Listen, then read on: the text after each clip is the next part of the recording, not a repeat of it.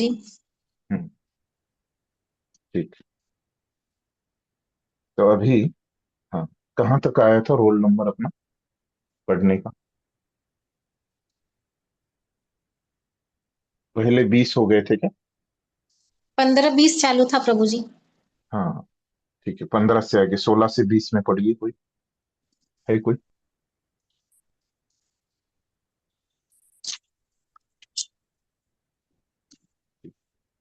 21 से 25 में कोई है?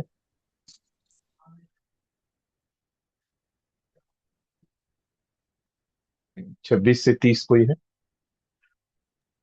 हरे कृष्णा प्रभु जी। हाँ हाँ, पढ़िए। Roll number 27। हाँ हाँ, पढ़िए।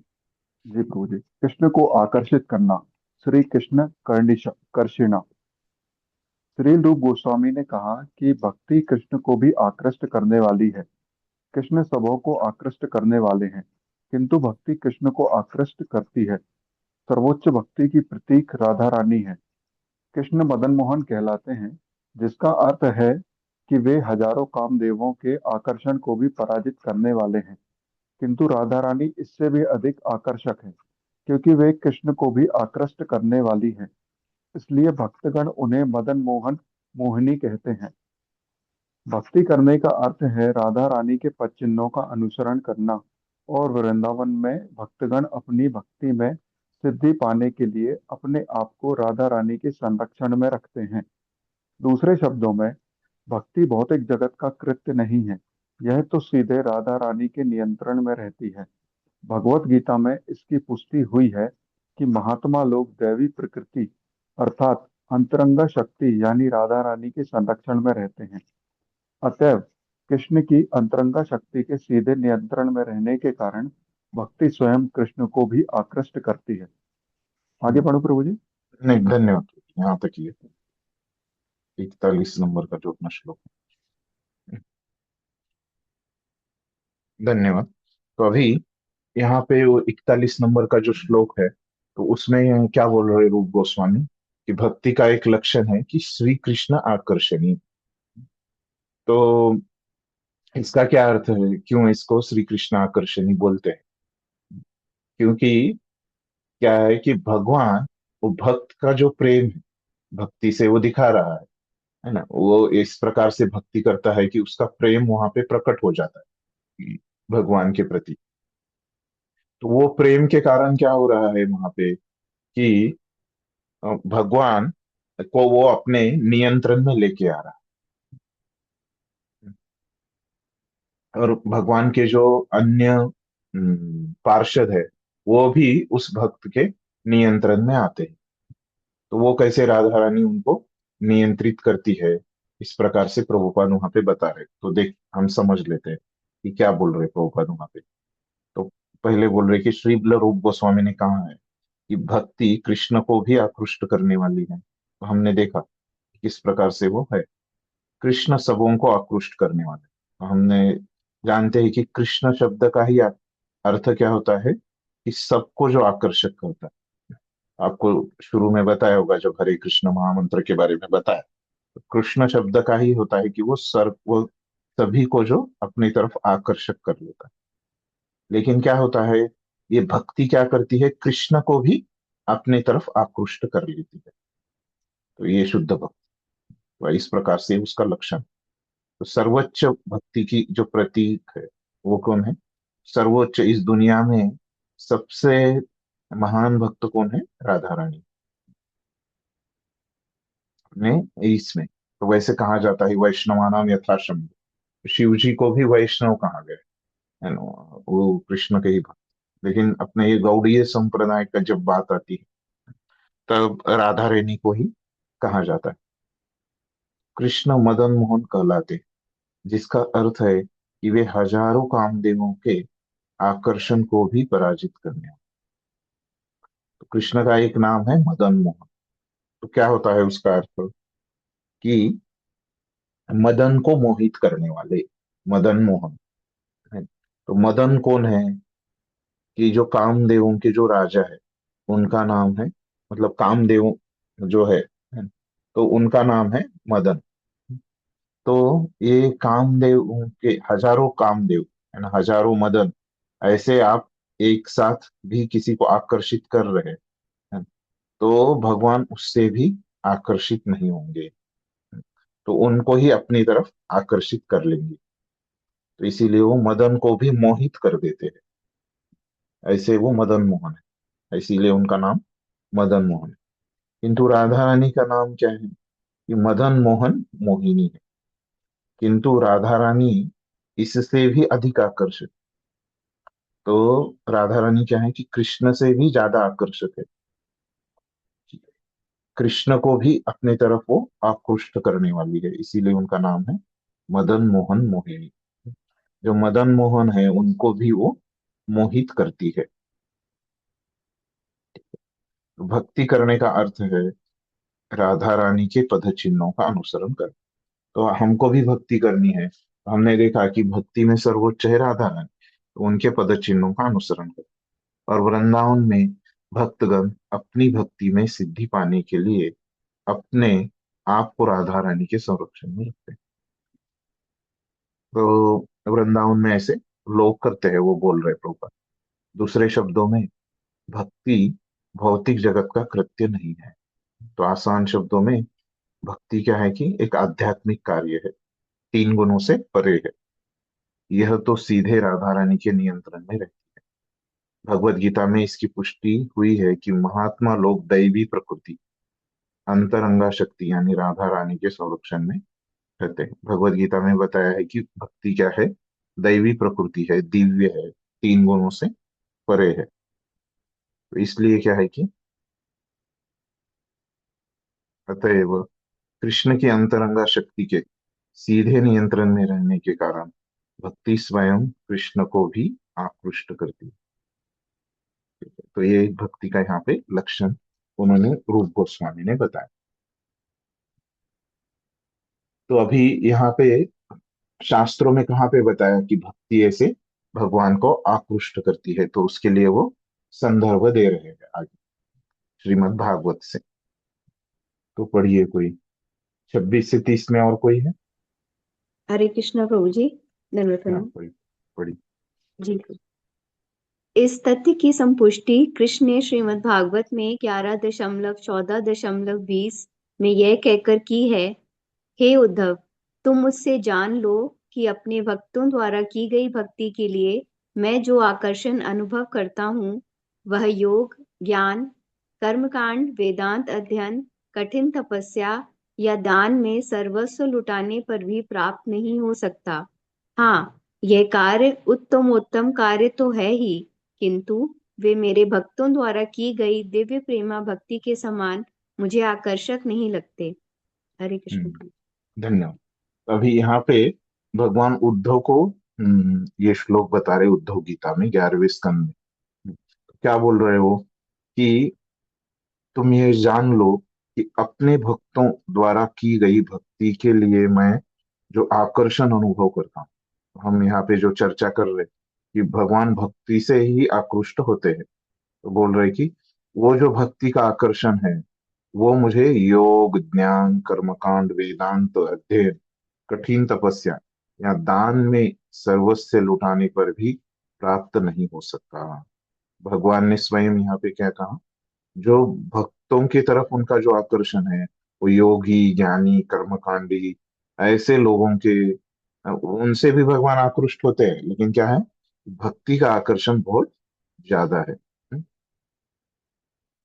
तो ये अच्छे कार्य है, उत्तम उत्तम कार्य है। ऐसे नहीं कि ये योग अच्छा नहीं है, ज्ञान अच्छा नहीं है, कर्मकांड वो भी अच्छे है, लेकिन सबसे अच्छा क्या है? शुद्ध भक्ति है। किंतु वे मेरे भक्तों द्वारा की गई दिव्य प्रेमा भक्ति के सामने, है ना, ये उत्तम उत्तम कार्य है। भगवान इनको ऐसे तुच्छ कार्य नहीं है, है ना, ये भी है, लेकिन भक्ति करेंगे तो क्या है? ये इससे भी बहुत अच्छा है। भगवान उससे ज्यादा आकर्षित होते हैं। इस प्रकार से प्रत्यक्ष रूप में यहाँ पे भागवतम में वर्णन। ठीक है, यहाँ से अगला पढ़िए। और कोई है? 1 से 30 में कोई है? 31 से 35 में कोई है? प्रभु जी, हरे मेरा कृष्ण प्रभु जी। मेरा 32 है प्रभु जी। हरे जी कृष्ण। जी, पढ़िए पढ़िए, 32 जिसका है वो पढ़िए। कृष्ण अपने भक्तों की भक्ति से जिस प्रकार आकृष्ट होते हैं उसका वर्णन नारद ने श्रीमद् भागवत में 7.10.48.49 किया है। जब राजा युधिष्ठिर प्रहलाद महाराज के चरित्र की महिमा की प्रशंसा करते हैं तभी नारद राजा को संबोधित करते हैं, भक्त दूसरे भक्तों की सदैव प्रशंसा करता है। युधिष्ठिर महाराज प्रहलाद के गुणों की प्रशंसा कर रहे थे, जो कि शुद्ध भक्त का एक लक्षण है। शुद्ध भक्त कभी भी अपने को महान नहीं समझता, वह सदा यही सोचता है कि अन्य भक्त उससे बढ़कर हैं। युधिष्ठिर महाराज सोच रहे थे, प्रहलाद महाराज सचमुच ही भगवत भक्ति हैं। प्रहलाद महाराज सचमुच ही भगवत भक्त हैं, मैं तो कुछ भी नहीं। जब वे ऐसा सोच रहे थे तभी नारद ने उन्हें इस प्रकार संबोधित किया, मेरे प्रिय राजा युधिष्ठिर, इस जगत में एकमात्र आप लोग ही इतने भाग्यवान हैं। भगवान इस लोक में अवतरित हो चुके हैं और वे आपके समक्ष सामान्य मनुष्य के रूप में उपस्थित हैं। वे सभी परिस्थितियों में आपके साथ हैं, वे आपके साथ रह रहे हैं और अपने को अन्यों की दृष्टि में छुपाए हुए हैं। अन्य लोग यह नहीं समझ सकते कि वे परमेश्वर हैं, किंतु तो भी वे आपके साथ, आपके ममेरे भाई, आपके मित्र, यहाँ तक कि आपके संदेशवाहक के रूप में रह रहे हैं। अतः इतना जान लीजिए कि आपके समान इस जगत में कोई दूसरा भाग्यशाली नहीं है। आगे। पढ़िए माता, आगे भी पढ़िए। भगवत गीता में जब कृष्ण अपने विराट रूप में प्रकट हुए थे तो अर्जुन ने प्रार्थना कि हे कृष्ण, मैंने तो आपको अपना ममेरा भाई सोच रखा था और इसलिए मैंने आपको कृष्ण या सखा कहकर कई प्रकार से आपके प्रति अनादर जताया है, लेकिन आप इतने महान हैं और यह मैं समझ नहीं सका। ऐसी स्थिति थी पांडवों की। यद्यपि कृष्ण भगवान हैं और महापुरुषों में महानतम है, किंतु वे पांचों राजवंशी भाइयों को की निष्ठा, मैत्री तथा प्रेम से आकृष्ट होने के कारण उनके साथ रहे। यह इसका प्रमाण है कि यह भक्ति विधि कितनी महान है। यह भगवान तक को आकृष्ट कर सकती है। ईश्वर महान है, किंतु भक्ति ईश्वर से भी महान है, क्योंकि यह उन्हें आकृष्ट करती है। जो लोग भक्ति नहीं करते वह यह कभी नहीं समझ सकते कि ईश्वर की सेवा करने का कितना महत्व है। हरे कृष्ण। जी, धन्यवाद। प्रभु।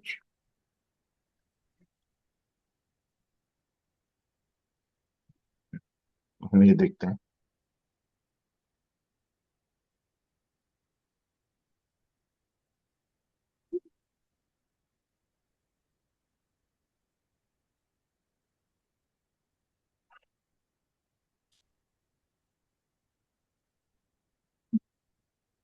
अभी यहाँ पे और एक संदर्भ दे रहे हैं रूप गोस्वामी।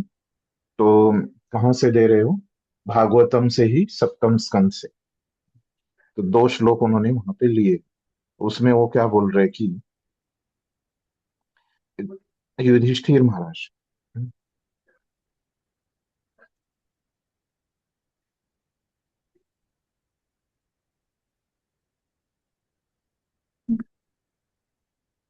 हाँ, युधिष्ठिर महाराज को नारद मुनि बता रहे। तो क्या बता रहे हैं उनको? बता रहे कि भक्त दूसरे भक्तों की सदैव प्रशंसा करते। तो इस प्रकार से नारद मुनि भी भक्त है और युधिष्ठिर महाराज भी भक्त है, तो उनकी प्रशंसा कर रहे हैं, इस प्रकार से प्रभुपाद बोल रहे।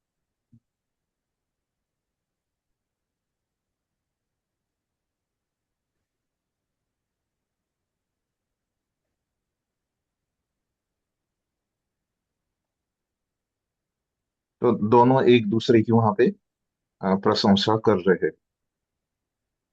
तो युधिष्ठिर महाराज वो क्या सोच रहे कि प्रहलाद महाराज सचमुच ही भगवत भक्त है, मैं तो कुछ भी नहीं हूं। जब वे ऐसा सोच रहे थे तब भी नारद ने उन्हें इस प्रकार संबोधित किया। तो अभी ये जो श्लोक है 48-49, ये नारद जी उनको बता रहे उसके पीछे की पार्श्वभूमि। तो किनको बता रहे? युधिष्ठिर महाराज में। तो उनका मनोभाव क्या है कि वो ऐसे है कि खुद को बोल रहे कि मैं प्रहलाद महाराज जितना भक्त नहीं हूँ, अच्छा भक्त नहीं हूँ, इस प्रकार सोच रहे। नारद मुनि उनको फिर बता रहे कि हे राजा युधिष्ठिर, इस जगत में एकमात्र आप पांडव ही है, कि वो आप लोग इतने भाग्यवान हैं। तो भगवान यहाँ पे अवतरित हो चुके हैं और वे आपके समक्ष सामान्य मनुष्य के रूप में उपस्थित है। तो भगवान आप लोगों के साथ ही है सामान्य रूप में। वे सभी परिस्थितियों में आपके साथ है। वे आपके साथ रहे हैं और अपने को अन्यों की दृष्टि से छुपाए हुए।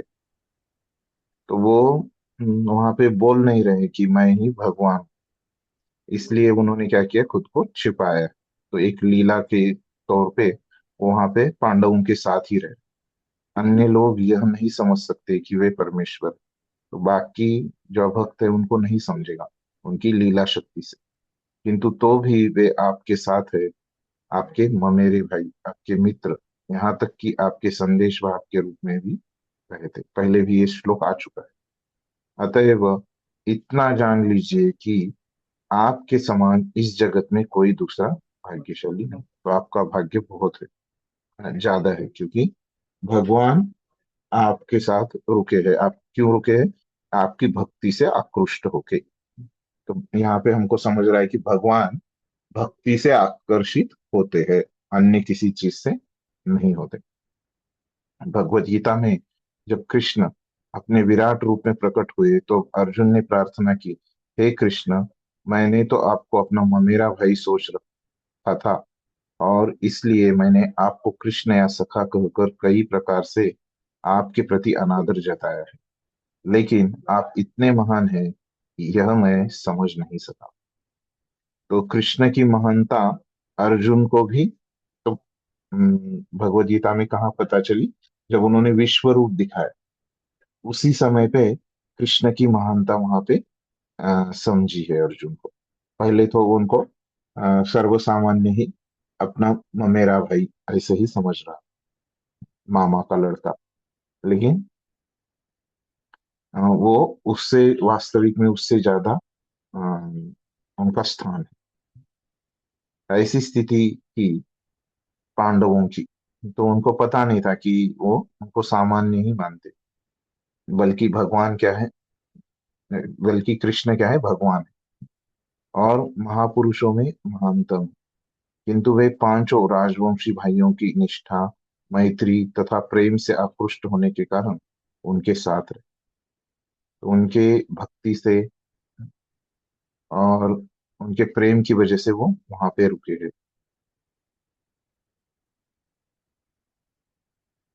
तो यहाँ से प्रभुपाद बोल रहे कि हम समझ सकते हैं कि भक्ति कितनी महान है।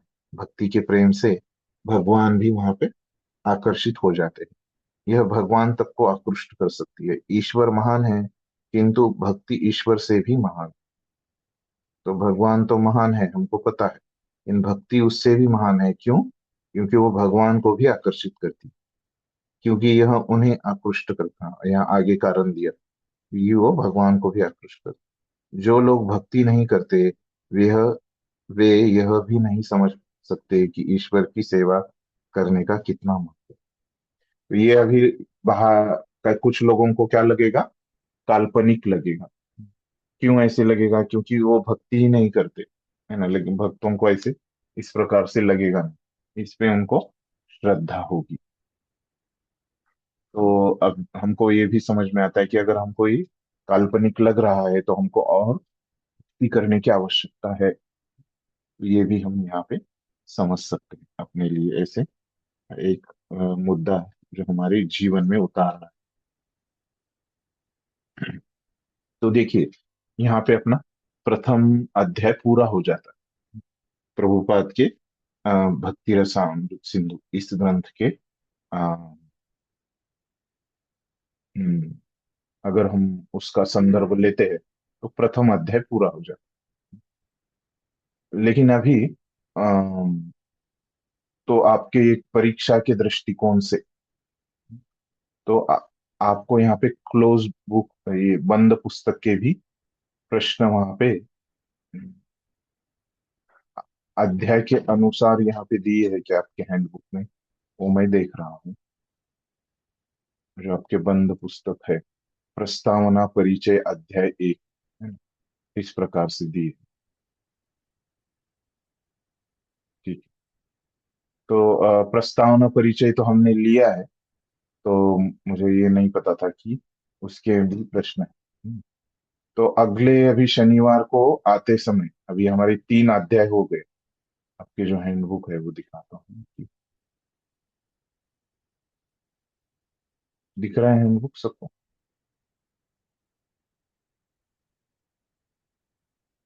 जी प्रभु जी दिख रहा है। हम्म। तो यहाँ पे देखिए, प्रस्तावना के 5 प्रश्न हैं, परिचय के 4 हैं, और इसके अध्याय 1 के 7 प्रश्न है। इसे 16 प्रश्न है। ये 16 प्रश्नों का आप एक अभ्यास करके आइए। ठीक है, हम ये 16 प्रश्नों के उत्तर यहाँ पे वर्ग में लेते हैं। ठीक है, तो अभी हमारा ये जो शुद्ध भक्ति के लक्षण है, तो ये विषय यहाँ पे पूरा हो जाता है, जो रूप गोस्वामी ने हमको बताया। ठीक है, तो आगे बढ़ते हैं दूसरे अध्याय में। अभी अध्याय 2 का जो शीर्षक है, तो भक्ति की प्राथमिक अवस्थाएं। तो अभी यहाँ तक तो शुद्ध भक्ति का वर्णन था।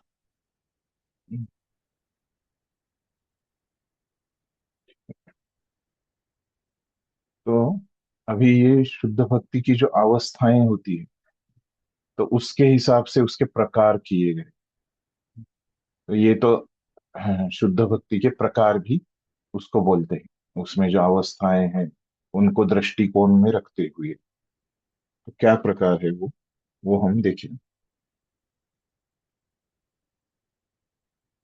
यहाँ से कोई पढ़िए, 1 से 35 में कोई है तो। हरे कृष्ण प्रभु जी। मेरा है हाँ 35 प्रभु जी। जी, पढ़िए। इस प्रसंग में श्री रूप गोस्वामी का सुझाव है कि भक्ति या कृष्ण भावनामृत के पात्र को उसकी विशेष रुचि के अनुसार वर्गीकृत किया जा सकता है। वे कहते हैं कि भक्ति मनुष्य के पूर्व जन्म से चली आ रही सतत प्रक्रिया है। जब तक भक्ति से मनुष्य प्रभु जी से दिख नहीं रहा है क्यों? नहीं लिखा। ये प्रभु जी इसमें से पढ़ दूं मैं? शील रूप हम्म। बुक में से पढ़ देती हूँ प्रभु जी मैं। हाँ हाँ। श्रील रूप गोस्वामी ने भक्ति रसामत सिंधु में भक्ति की 3 कोटियां बतलाई हैं। साधन भक्ति, भाव भक्ति तथा प्रेमा भक्ति। इन कोटियों के अनेक उपशीर्षक हैं। सामान्यतया यह समझा जाता है कि साधन भक्ति में 2 भिन्न-भिन्न गुण होते हैं। भाव भक्ति में 4 और प्रेमा भक्ति में 6। इन गुणों की विवेचना श्रील रूप गोस्वामी द्वारा बाद में की जाएगी। धन्यवाद। तो देखिए, अभी यहाँ पे बता रहे हैं कि ये जो शुद्ध भक्ति है, अभी तक हमने चर्चा की है पहले अध्याय तक। तो ये जो शुद्ध भक्ति है, ये क्या है कि सामान्य भक्ति। और अभी ये सामान्य भक्ति के प्रकार होते हैं इसमें। तो कौन से प्रकार है? कोटियां मतलब प्रकार होते हैं। तो किसके आधार पे ये प्रकार किए हैं? उसमें जो स्तर है, अवस्थाएं हैं, उसके आधार पे ये प्रकार किए। वो प्रकार कौन से है? साधन भक्ति नाम का पहला है, भाव भक्ति नाम का दूसरा है, प्रेम भक्ति नाम का तीसरा। तो ये 3 प्रकार है। ठीक। तो बता रहे कि ये जो साधन भक्ति है, तो इनको भी अन्य दूसरे नामों से भी जाना जाता है। उपशीर्षक है, वो क्या है वो नहीं बताया यहाँ पे। और भाव भक्ति, प्रेम भक्ति के भी अन्य नाम है। इस प्रकार से प्रभुपाद ने बताया। आचार्यों ने इसके बारे में कुछ विशेष नहीं बताया कि अन्य क्या है, वो उपशीर्षक क्या है, वो नहीं बताया। सामान्यतः यह समझा जाता है कि साधन भक्ति में 2 भिन्न भिन्न गुण होते हैं। भाव भक्ति में 4, प्रेमा भक्ति में 6। इन गुणों की विवेचना श्रील गोप गोस्वामी द्वारा बाद में की जाए। तो आगे जाके वो बताएंगे, लेकिन अभी आपको यहाँ पे समझेगा नहीं, तो मैं बता देता हूँ कि देखिए, तो वो बता रहे कि साधन भक्ति में 2 भिन्न भिन्न गुण होते हैं। तो 2 गुण कौन से होते हैं? जो शुद्ध भक्ति के जो हमने लक्षण बताए, तो वही बताते हैं कि वो लक्षणों को उन्होंने गुण माना है यहाँ पे। तो शुद्ध भक्ति के कितने लक्षण आपको बताए मैंने, मतलब रूप गोस्वामी की किताब से हमने पढ़े? 5। है प्रभु जी। 6 बता। 6 पढ़े ना। हाँ, तो पहले 2 कौन से हमने पढ़े? अक्लेशाग्नि और क्लेशाग्नि और शुभदा। शुभदा। क्लेशाग्नि और शुभदा। तो ये जो 2 लक्षण है वो किसके हैं? साधन भक्ति के हैं। तो यहाँ पे जो बताया है कि साधन भक्ति में 2 भिन्न भिन्न गुण होते हैं, है ना? तो ये साधन भक्ति के जो 2 भिन्न भिन्न गुण यहाँ पे प्रभुपाद बोल रहे हैं वो कौन से हैं? क्लेशाग्नि और शुभदा। फिर उसके बाद भाव भक्ति में 4 होते हैं। तो जो तीसरा और चौथा, कौन सा है तीसरा?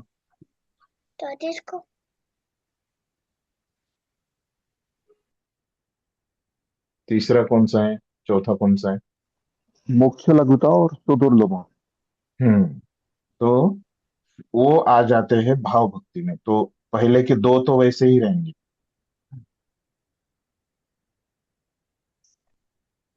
तो साधन भक्ति में जो 2 लक्षण थे, पहला कौन सा? कि क्लेशाग्नि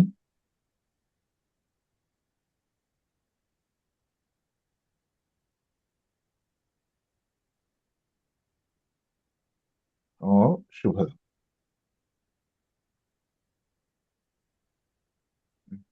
तो भाव में क्या हो जाता है? तो साधन के तो रहते ही, और उसमें क्या हो जाता है अधिक में? सारे ही आ जाएंगे। मोक्ष लघुता कृत और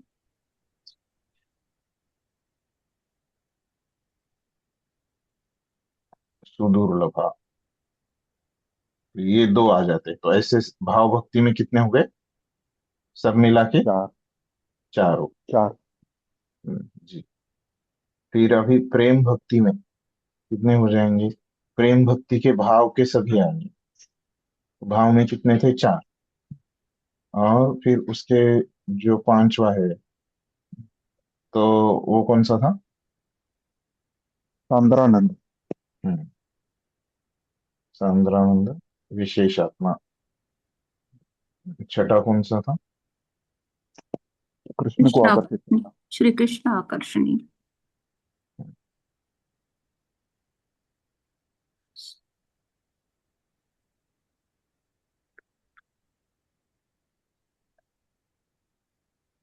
श्री कृष्ण आकर्षण। तो इस प्रकार से यहाँ पे उसका अर्थ है। समझ गया सब कोई कि जय हर प्रभु। एक जो उसकी कोटि है, प्रकार है, उसमें 2 2 गुण उसमें मिला रहे हैं। पहले वाले तो आ जाते हैं, साधन भक्ति के 2 भाव भक्ति में आएंगे, और भाव भक्ति के 4 प्रेम भक्ति में आएंगे, इसलिए प्रेम भक्ति में 6। तो ये लक्षण, जो 6 लक्षण हमने देखे, तो बता रहे कि साधन भक्ति में ये लक्षण नहीं दिखाएंगे, श्री कृष्ण आकर्षणी चसा, सुदुर्लभा, मोक्ष लघुता कूद। पूरी तरह से ये कब थोड़े मात्रा में रहेंगे वो, इन पूरी तरह से कब विकसित होंगे? भाव भक्ति में उसके उसके लक्षण विकसित होंगे, और प्रेम भक्ति में भी उसके लक्षण विकसित होंगे। ठीक है, अगला पढ़िए कोई तो। 1 से 35 में कोई पढ़िए, यहाँ से आए 36 से 40 कोई? हरे कृष्णा प्रभु जी, दंडवत प्रणाम। हाँ हाँ। 34 एक मैं पढ़ सकती हूँ। प्रभु हाँ जी हाँ मैं पढ़िए। पढ़ूं? नहीं, वो 34 वाले रहेंगे माता जी। हाँ पढ़िए माता।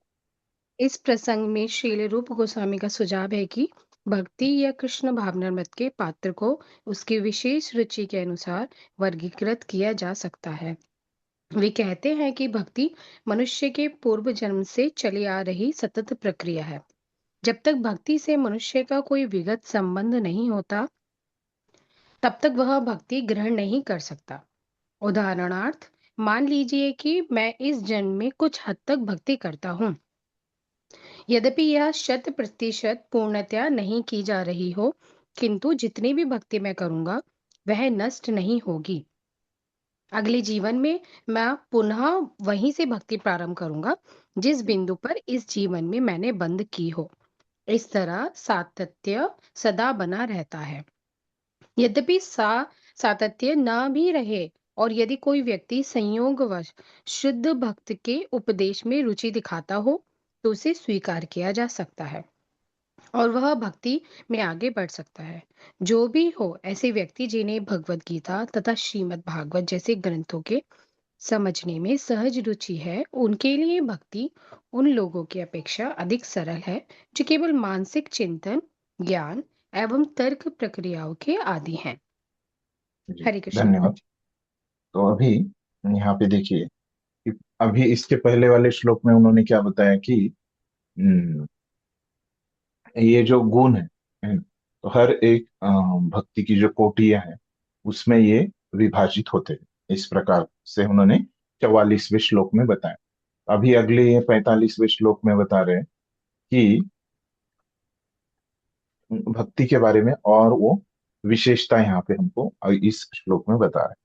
तो क्या बता रहे हैं इस श्लोक में कि जिसको थोड़ी भी रुचि है भक्ति में, तो ये इस भक्ति के विषयों को समझ सकता है। और जो कि भक्ति को तर्क से माध्यम से, केवल एक तर्क के माध्यम से समझना चाहता है, तो वो तर्क के द्वारा इस भक्ति को नहीं समझ सकता। तो भक्ति को किस तरह से समझा जा सकता है? भक्ति से ही समझा जा सकता है। जिसने पहले पिछले जन्म में थोड़ी भी भक्ति की है, वही इस भक्ति के विषयों को समझ पाता है। जे केवल कोई अपनी बुद्धिमत्ता चाहिए, लेकिन उसके पास भक्ति नहीं है, लेकिन केवल वो बुद्धिमत्ता के ही द्वारा, तर्क के द्वारा ही समझना यहाँ पे प्रयास कर रहा है, तो ये क्या है? संभव नहीं है। उसके द्वारा इसको समझा नहीं जाएगा। तो ये यहाँ पे मुख्य उद्देश्य है उनका। उनका जो श्लोक है उसका अर्थ इस प्रकार से होता है। तो अभी उसके ऊपर प्रभुपाद अपनी टीका बता रहे हैं। तो अभी हम वो टीका देखते हैं क्या बता रहे हैं प्रभुपाद। इस प्रसंग में श्रील रूप गोस्वामी का सुझाव यह है कि भक्ति यहाँ कृष्ण भावनामृत के पात्र को उसकी विशेष रुचि के अनुसार वर्गीकृत किया जा सकता है। तो पात्र को मतलब क्या? कि जो व्यक्ति योग्य है, अधिकारी है, जिसकी भक्ति में श्रद्धा है, ऐसा व्यक्ति, उसको बोल रहे पात्र। तो उसकी जो रुचि है, तो उसके अनुसार उसे वर्गीकृत किया जाए। तो वे कहते हैं कि भक्ति मनुष्य के पूर्व जन्मों से चली आ रही सतत प्रक्रिया है। तो ये जो पहले वर्गीकरण किया है, तो उसके लिए बस उन्होंने कहा है कि ये उनकी रुचि के अनुसार वर्गीकृत है। फिर आगे कह रहे हैं कि वो गोस्वामी आगे कह रहे हैं कि भक्ति जो है वो पहले से ही चली आती है, पिछले जन्म से ही। तो हमको पता है कि वो क्या है? शाश्वत है। तो इसीलिए वो पिछले जन्म से चली आती है। जब तक भक्ति से मनुष्य का कोई विगत संबंध नहीं होता, तब तक वह भक्ति ग्रहण नहीं कर सकता। तो पहले से ही किसी का भक्ति से कुछ संबंध नहीं है, तो विगत मतलब पुराना संबंध। तो इस प्रकार से अगर उसका कोई पिछला पुराना संबंध नहीं है, तो वो भक्ति में आएगा ही नहीं। तो उदाहरण की दे रहे प्रभुपाद हमको समझाने के लिए। मान लीजिए कि मैं इस जन्म में कुछ हद तक भक्ति करता हूँ, यद्यपि वह 100% पूर्णतया नहीं की जा रही हो, किंतु जितनी भी भक्ति मैं करूंगा वह नष्ट होगी। नहीं। सॉरी, वह नष्ट नहीं होगी। तो क्योंकि भक्ति शाश्वत है, तो वो नष्ट नहीं होती। तो अगले जीवन में वहीं से आती है। हम उदाहरण देते हैं कि जैसे हमने 10% पूरी की, तो 11वें प्रतिशत में अगले अगले जन्म से वो चालू होगी। तो वही प्रतिशत को प्रभुपाद यहाँ पे बिंदु बोल रहे हैं। जिस बिंदु पर इस जीवन में मैंने बंद की है, इस तरह सातत्य सदा बना रहता है। यद्यपि सातत्य न भी रहे, और यदि कोई व्यक्ति संयोग और शुद्ध भक्त के उपदेश में रुचि दिखाता हो, तो उसे स्वीकार किया जा सकता है और वह भक्ति में आगे बढ़ सकता है। तो यहाँ पे अभी एक नई चीज प्रभुपाद यहाँ पे हमको बता रहे हैं। तो अगर हम बोलेंगे भक्ति तो पिछले जन्म से आती है, तो फिर अभी हम कुछ बोलेंगे तो उन्होंने तो ज्यादा की है, लेकिन पिछले जन्म से जिनके पास नहीं है, समझो, तो उनको भक्ति में आने की कुछ आशा है कि नहीं? Yes. उनको भक्ति में आने की आशा है ना? ऐसे नहीं है कि पिछले जन्म में जिन्होंने 0% की है तो वो भक्ति में आ ही नहीं सकते, ऐसा नहीं। तो क्या होना चाहिए इस जन्म में, क्या होना चाहिए फिर? ऐसे अगर सातत्य नहीं है, पिछले जन्म में उनका नहीं है, तो क्या है कि वो उसकी एक शुद्ध भक्त के ऊपर इस जन्म में किसी शुद्ध भक्त के जो भी वचन वो दे रहे हैं, उपदेश वो दे रहे हैं, है ना, जो भी वो कहते हैं, एक भक्त के ऊपर उसकी अगर श्रद्धा आ जाती है, एक व्यक्ति की उसमें अगर वो रुचि दिखाता है, उन पे विश्वास दिखाता है, तो वो क्या हो जाती है, उसकी भक्ति चालू हो जाती है। तो भक्त जो बोलता है भगवान के बारे में, वो क्या होता है, वो अगर कोई श्रवण करता है, उसमें कोई श्रद्धा दिखाता है, उसको कोई ग्रहण करता है, स्वीकार करता है, तो वो भक्ति में आगे बढ़ सकता है, तो उसकी भक्ति चालू होती है ना? पिछले जन्म में उसकी 0% हो, तो चालू कैसे होती है? किसी भक्त के ऊपर श्रद्धा रखने से, उनसे सुनने से उनकी भक्ति चालू होती है। जो भी हो, ऐसे व्यक्ति जिन्हें भगवत गीता तथा श्रीमद् भागवत जैसे ग्रंथों के समझने में सहज रुचि है, उनके लिए भक्ति उन लोगों की अपेक्षा अधिक सरल है जो केवल मानसिक चिंतन एवं तर्क प्रक्रियाओं के आदी है। तो ऐसे भी लोग जो है मानसिक चिंतन, तर्क प्रक्रिया अपनी मतलब बुद्धिमत्ता से सुन रहे हैं, तो इनको बहुत समय लगेगा शुद्ध भक्ति में आने के लिए। लेकिन जिन जो लोगों को उनके पास भक्ति है पहले से, और वो भक्ति के माध्यम से ऐसे गीता और भागवत ये ग्रंथों को समझने में रुचि दिखाते हैं, तो उन लोगों के लिए बहुत समझना आसान। तो यही सिद्धांत वहां पे बताया है कि भक्ति जो है वो पिछले जन्म से ही आती है, और भक्ति से ही हम ये भक्ति के विषयों को समझ सकते हैं, केवल तर्क और बुद्धिमत्ता से नहीं समझ सकते।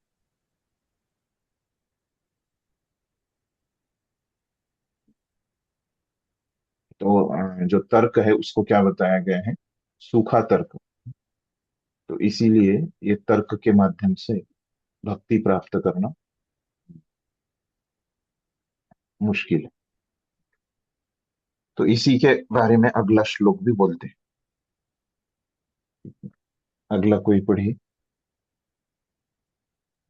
हरे कृष्णा प्रभु जी, दंडवत प्रणाम। प्रभु जी पढ़ूं मैं? हाँ जी, मैं पढ़ूं क्या प्रभु जी? आपका अभी कितना नंबर है आपका? मेरा तो 31 ही है प्रभु जी। हाँ, ठीक है, पढ़िए फिर। हाँ, ठीक है। हम्म, इस कथन की पुष्टि के लिए प्राचीन काल के विद्वानों ने बहुत प्रमाण दिए हैं। उनके सामान्य मतानुसार कोई भी व्यक्ति अपने तर्कों तथा निर्णयों पर आधारित कतिपय दृढ़ विश्वासों द्वारा शासित हो सकता है। दूसरा व्यक्ति जो उससे भी बड़ा तर्कशास्त्री है, इन निष्कर्षों को काटकर दूसरा सिद्धांत स्थापित कर सकता है। इस तरह तर्क का मार्ग न तो सुरक्षित है न निर्णायक। इसलिए श्रीमद् भागवत की स्तुति है कि मनुष्य को चाहिए कि वह आचार्यों के पद चिन्हों का अनुसरण करे। धन्यवाद। तो यहाँ पे 46वें श्लोक में तो इस प्रकार से उन्होंने बताया कि भक्ति जो है हमको भक्ति से ही प्राप्त होती है और तर्क से थोड़ा सा मुश्किल है। तो ये 45वें श्लोक में बताया। तो अभी 46वें श्लोक में बता रहे हैं कि हम्म, तो एक व्यक्ति कोई तर्क में बहुत क्या है, दक्ष है, बहुत एक्सपर्ट है तर्क में। तो क्या करेगा वो दूसरों के तर्क को परास्त करेगा। तो फिर हमको कैसे समझेगा कि क्या करना है? तो प्रभुपा वो बताते हैं रूप गोस्वामी कि इसी के लिए क्या है कि आप क्या करो कि आचार्यों से समझो भक्ति को। ठीक है, तो प्रभुपाद का हम पढ़ते हैं। तो इस कथन की पुष्टि के लिए प्राचीन काल के विद्वानों ने बहुत प्रमाण दिए हैं। तो ये जो ऊपर बताया, क्या बताया उन्होंने, अम, ये भक्ति से ही हम भक्ति को समझ सकते हैं, तर्क से नहीं। तो बहुत सारे उसके प्रमाण। उनके सामान्य मतानुसार कोई भी व्यक्ति अपने तर्कों तथा निर्णयों पर आधारित कतिपय दृढ़ विश्वास द्वारा श्वासित हो सकता है। तो एक व्यक्ति क्या करेगा, अपने तर्क से अपने निर्णयों पे आधारित कुछ तो एक निष्कर्ष पे आ जाए। तो दूसरा व्यक्ति तो उस वो ज्यादा तर्क में उससे शक्तिशाली है, उससे बड़ा तर्कशास्त्री है, उसने जो पहले निष्कर्ष दिए है उसको वो काटेगा। तो इसी तरह से क्या हो जाएगा कि ये तर्कों के आधार पे देंगे तो क्या हो जाएगा कि हमेशा ये जो निष्कर्ष है वो बदलता रहेगा, जैसे अपने विज्ञान में होता है। तो इसीलिए हमारे स्कूलों में क्या होता है, जो उनका सिलेबस है, जो उनका अध्ययन का अम, जो विषय है, वो हमेशा बदलते रहता है। क्यों बदलते रहता है? हर 10 साल या कुछ सालों के बाद वो बदलते रहता है। क्यों ऐसे होता है? क्योंकि वो तर्क के ऊपर आधारित होने से क्या होता है कि जब कुछ निष्कर्ष पे आते हैं तो उस दूसरा व्यक्ति आके उससे और अच्छी तरह से, जो तर्क में और उससे ज्यादा शक्तिशाली है, बड़ा है, वो पहले वाले तर्कों को हरा देता है। तो इसीलिए हमको क्या करना चाहिए, जो भक्ति है ना, किनके पास है? भक्तों के पास है, आचार्यों के पास। तो उनसे हमको श्रवण करना है। इस प्रकार से यहाँ पे प्रभुपाद हमको बता रहे हैं। तो यहाँ पे हमको समझ में आता है कि जो तर्क है वो हमको भक्ति दिलाने में उतना पूरी तरह से समर्थ नहीं है। तो समर्थ कौन है? भक्ति ही हमको भक्ति की प्राप्ति करवा सकती है। इस प्रकार से हम यहाँ पे समझ सकते हैं। ठीक है। तो यहाँ पे अभी क्या हो जाता है कि हमने देखा कि रूप गोस्वामी ने अम, ये किताब के कितने विभाग किए हैं?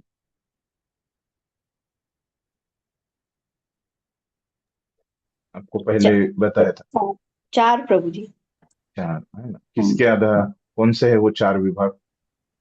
प्रभु जी, सामान्य भक्ति, रागानुग, साधना भक्ति हम्म और लहरियों में विभाजित किया प्रभु जी, वो प्रथम लहरी, नहीं, हाँ, लहरियों में वो विभाग लहरियों में विभाजित है ना? तो 4 विभाग कौन से है? पूर्व विभाग, पूर्व विभाग, पश्चिम विभाग, उत्तर और तो ये दक्षिण। 4 जी दिशाओं पे 4 विभाग। अभी हमारे सिलेबस में कितना है? पूर्व विभाग ही है। पूर्व विभाग। हाँ, तो अभी ये पूर्व विभाग क्या है? लहरियों में उसको विभाजित किया। तो कितनी लहरियां हैं पूर्व विभाग में? ये हो गया आपको सब, आपके पास होगा लिखा हुआ। 4 लहरियां हैं। तो उसमें से पहली लहरी कौन सी है? सामान्य भक्ति। सामान्य, है ना? और दूसरी लहरी कौन सी है? साधन भक्ति। तो यहाँ पे ये 46 श्लोकों में आपकी सामान्य भक्ति की लहरी पूरी हो जाती है। तो यहां से आगे तो आपकी चालू हो रही है दूसरी लहरी, उसका नाम है साधना भक्ति। जी, साधन भक्ति नाम की आपकी दूसरी लहरी यहां से चालू हो रही है प्रभुपाद के द्वारा।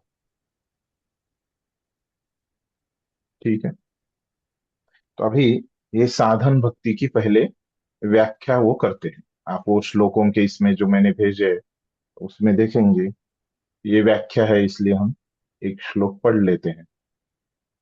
वो व्याख्या क्या कर रहे हैं यहाँ पे, तो ये पहला श्लोक अगर, तो पहला श्लोक में व्याख्या नहीं कर रहे हो, तो पहले श्लोक में वो बस बता रहे हैं कि तीन प्रकार की भक्तियां हैं। तो कौन सी है तीन प्रकार की भक्तियां? साधन भक्ति, भाव भक्ति और प्रेम प्रेम भक्ति। भक्ति।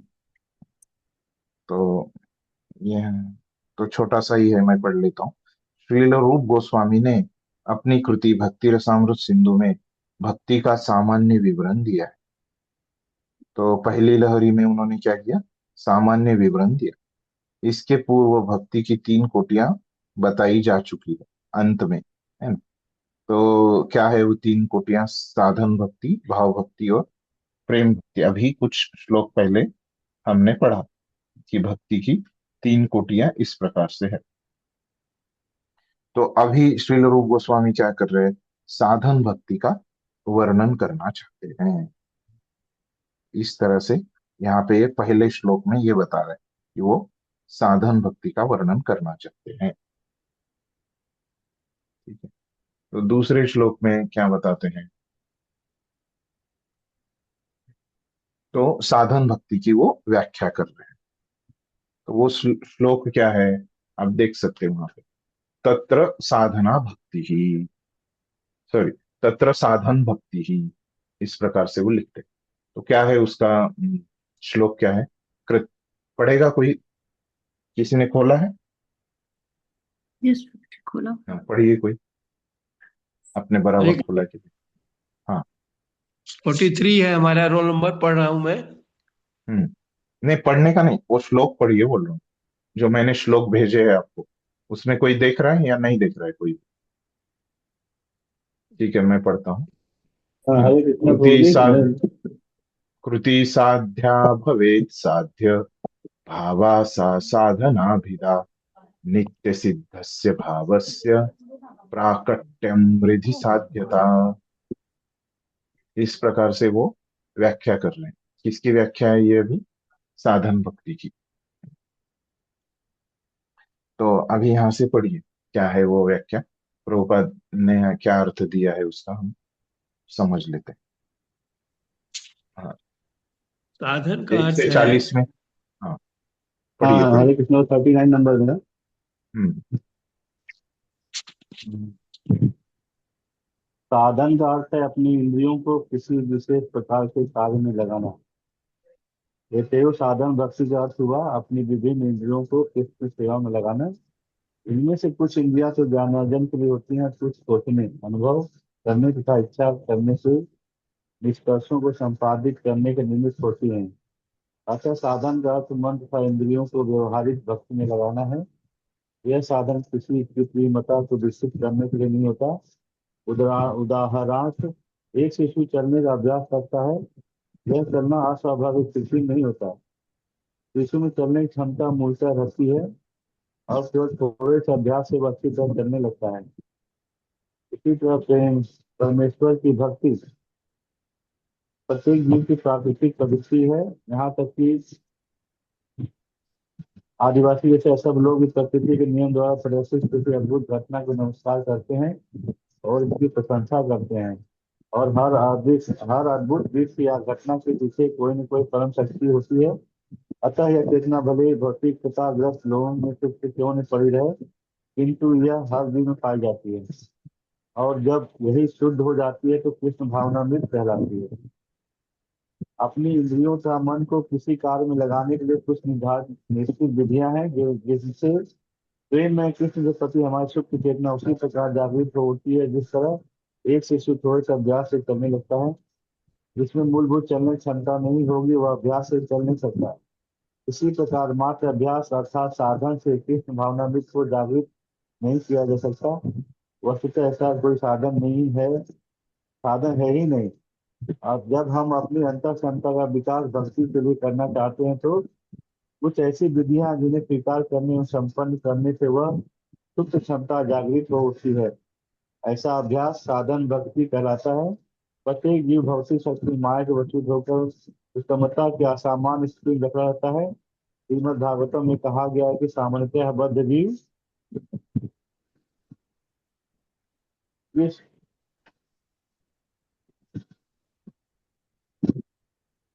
बद्ध जीव उन्मत्त होता है क्योंकि वह सदैव ऐसे कार्य में लगा रहता है जो बंधन तथा दुख के कारण है। आत्मा अपने मूल रूप में सचिदानंद स्वरूप है। भौतिक कार्य में फंसने के कारण वह दुखी नश्वर सा अज्ञानी बन गया है।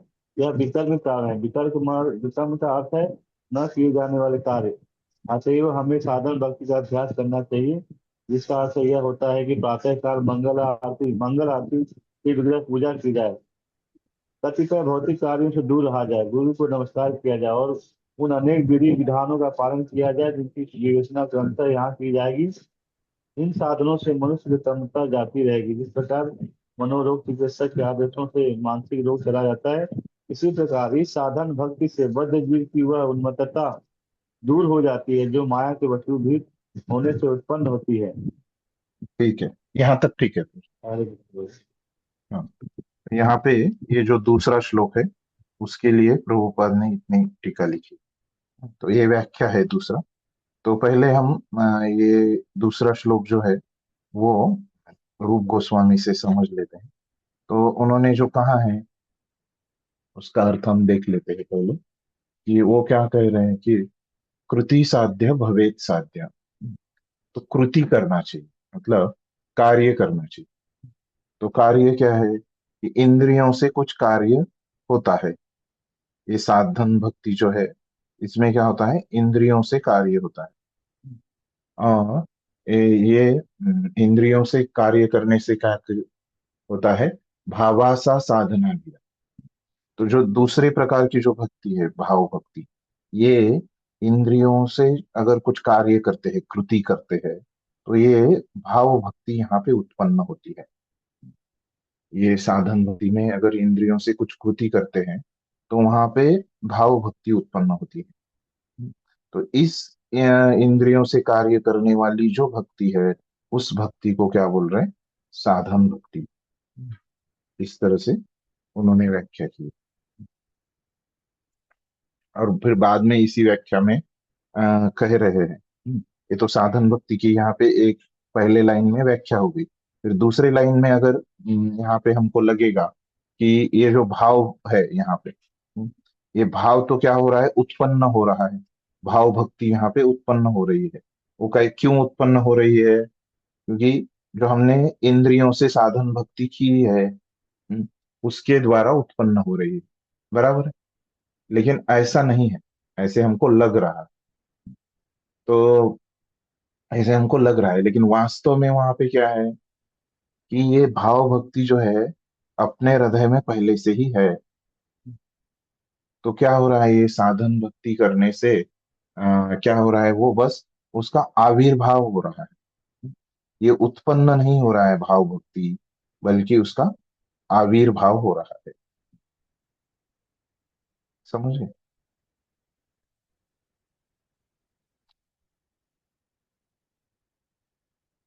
ये आविर्भाव जो है ये यहाँ पे उत्पन्न नहीं हो रहा। भाव भक्ति क्या हो रही है, वहां पे प्रकट हो रही है, उसका आविर्भाव नहीं हो रहा है। प्रकट हो रही है, उत्पन्न नहीं हो रही, तैयार नहीं हो रही। इस प्रकार से वो बताए। तो इसीलिए आपने सुना होगा कि नित्य कृष्ण प्रेम साध्य कबू नाय, श्रवण आदि शुद्ध चित्त करय उदय। इस प्रकार का श्लोक आपने सुना होगा चैतन्य चरितामृत। तो इसीलिए ये जो कृष्ण भक्ति है, कृष्ण का जो प्रेम है अपने सबके अंदर है, बस वो क्या होता है, प्रकट हो जाता है साधन भक्ति करने से। इस प्रकार से ये भाव भक्ति, ये व्याख्या में वो बता रहे हैं। ये तो गलतफहमी हो जाएगी। ये भाव भक्ति यहाँ पे प्रकट हो रही है। तो इसीलिए वो साधन भक्ति की व्याख्या में इस प्रकार से वो स्पष्टता भी दे रहे हैं कि वो वहां पे तैयार नहीं हो रही है, निर्मित नहीं हो रही, उत्पन्न नहीं हो रही, बल्कि उसका आविर्भाव हो रहा है। ठीक है, समझ गई ये व्याख्या। तो अभी इसके ऊपर प्रभुपाद क्या बोलते हैं। यानी साधन का अर्थ है अपनी इंद्रियों को किसी विशेष प्रकार के कार्य में लगाना। तो साधन शब्द, जो साधन शब्द संस्कृत में है, उसका अर्थ ऐसे बता रहे हैं। तो सामान्य में साधन मतलब क्या होता है कि कोई भी एक माध्यम जिससे हम कार्य करते हैं। लेकिन उसका और भी एक अर्थ है कि अपनी में इंद्रियों को किसी विशेष कार्य में लगाना। मतलब वही है कि यहाँ पे भी क्या है, हम हमारी इंद्रिया एक माध्यम है, इस प्रकार से वो बताना चाहते। अतएव साधन भक्ति का अर्थ हुआ अपनी विभिन्न इंद्रियों को कृष्ण की सेवा में लगा।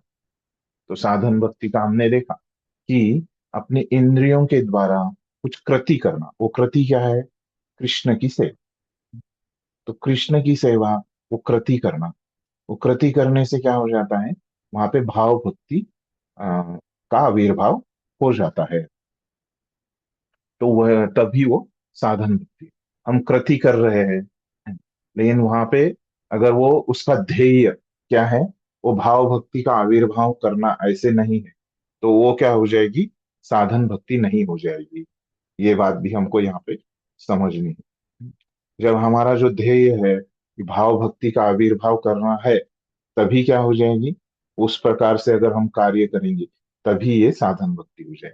अगर हमारा ध्येय कुछ और ही है, क्या है कि खुद को ही कुछ चाहिए, तो क्या हो जाएगा, ये साधन भक्ति नहीं होगी। हमने देखा था कि वो शुद्ध भक्ति कब होगी, जब भक्ति हम करेंगे उसके बदले में हमको क्या चाहिए, केवल भक्ति ही चाहिए, भगवान की प्रसन्नता ही चाहिए, तभी वो शुद्ध भक्ति है। तो बदले में हमको और कुछ अपेक्षाएं हैं, तो क्या हो जाएगा, वो साधन भक्ति ही नहीं हो जाएगी, शुद्ध भक्ति ही नहीं हो जाएगी। तो वो साधन भक्ति कैसे हो जाएगी।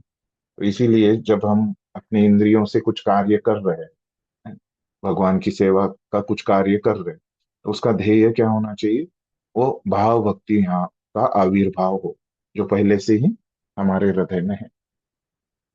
ठीक है, ये हमारा ध्येय होना चाहिए। तो कृष्ण की सेवा में लगाना। तो इनमें से कुछ इंद्रियां तो ज्ञानार्जन के लिए होती हैं। तो अपनी जो इंद्रियां हैं, तो उसके बारे में अभी बताएं। तो कुछ कितनी इंद्रियां हैं अभी अपने पास, सब मिला के? 5 कर्मेंद्रिया, 5 ज्ञानेंद्रिया। और मन, बुद्धि और अहंकार, 10 हाँ, 13। जी जी, मन बुद्धि अहंकार में मन ही इंद्रिय में पकड़ा गया है। तो ऐसे इस प्रकार से 11 इंद्रिय हमको है। अभी देखिए, इस 11 में से क्या है, कुछ तो 5 ज्ञानेंद्रिय जो है, 11 में से 5 ज्ञानेंद्रिय वो किसको है, ज्ञानार्जन को है। और कुछ सोचने, अनुभव करने तथा इच्छा करने के निष्कर्षों में संपादित करने के निमित्त होती है। कुछ जैसे मन जो है, वो क्या है, सोचने, अनुभव करने और इच्छा करने, तीनों के लिए मन ही निष्कर्षों को संपादित करने के निमित्त। तो मन बाकी के कार्य, ये 3 कार्य करता है। ये इंद्रियों के बारे में बताया। अतः साधन का अर्थ मन तथा इंद्रियों को व्यवहारिक भक्ति में लगाना। तो साधन भक्ति मतलब क्या हो गए कि व्यवहारिक प्रैक्टिकल कुछ कार्य करना भगवान के लिए अपने मन से और इंद्रियों से। यह साधन किसी कृत्रिमता को विकसित करने के लिए नहीं होता। तो यहाँ पे बता रहे अभी उसके उसी व्याख्या में, है ना। तो ये साधन से कृत्रिमता, कृत्रिमता मतलब क्या होता है कि हम कुछ बनाते हैं चीज को। तो जैसे अभी हाँ, तो ये यहाँ पे अभी लाइट जल रहा है। ये लाइट क्या है, ट्यूब लाइट। तो ये लाइट कौन सा है, कृत्रिम लाइट है, जो इंसानों ने बना है। लेकिन इस रूम के बाहर जो लाइट है, वो किसका लाइट है, प्रकाश जो है, वो किसका है, सूर्य का है। वो कैसा है, नैसर्गिक है, ऐसे हम बोलते हैं। तो कृत्रिम मतलब क्या होता है कि जो किसी ने बनाया है। बना ये साधन भक्ति वो क्या करती है, किसी कृत्रिमता को विकसित नहीं करती, ये कुछ बनाती नहीं।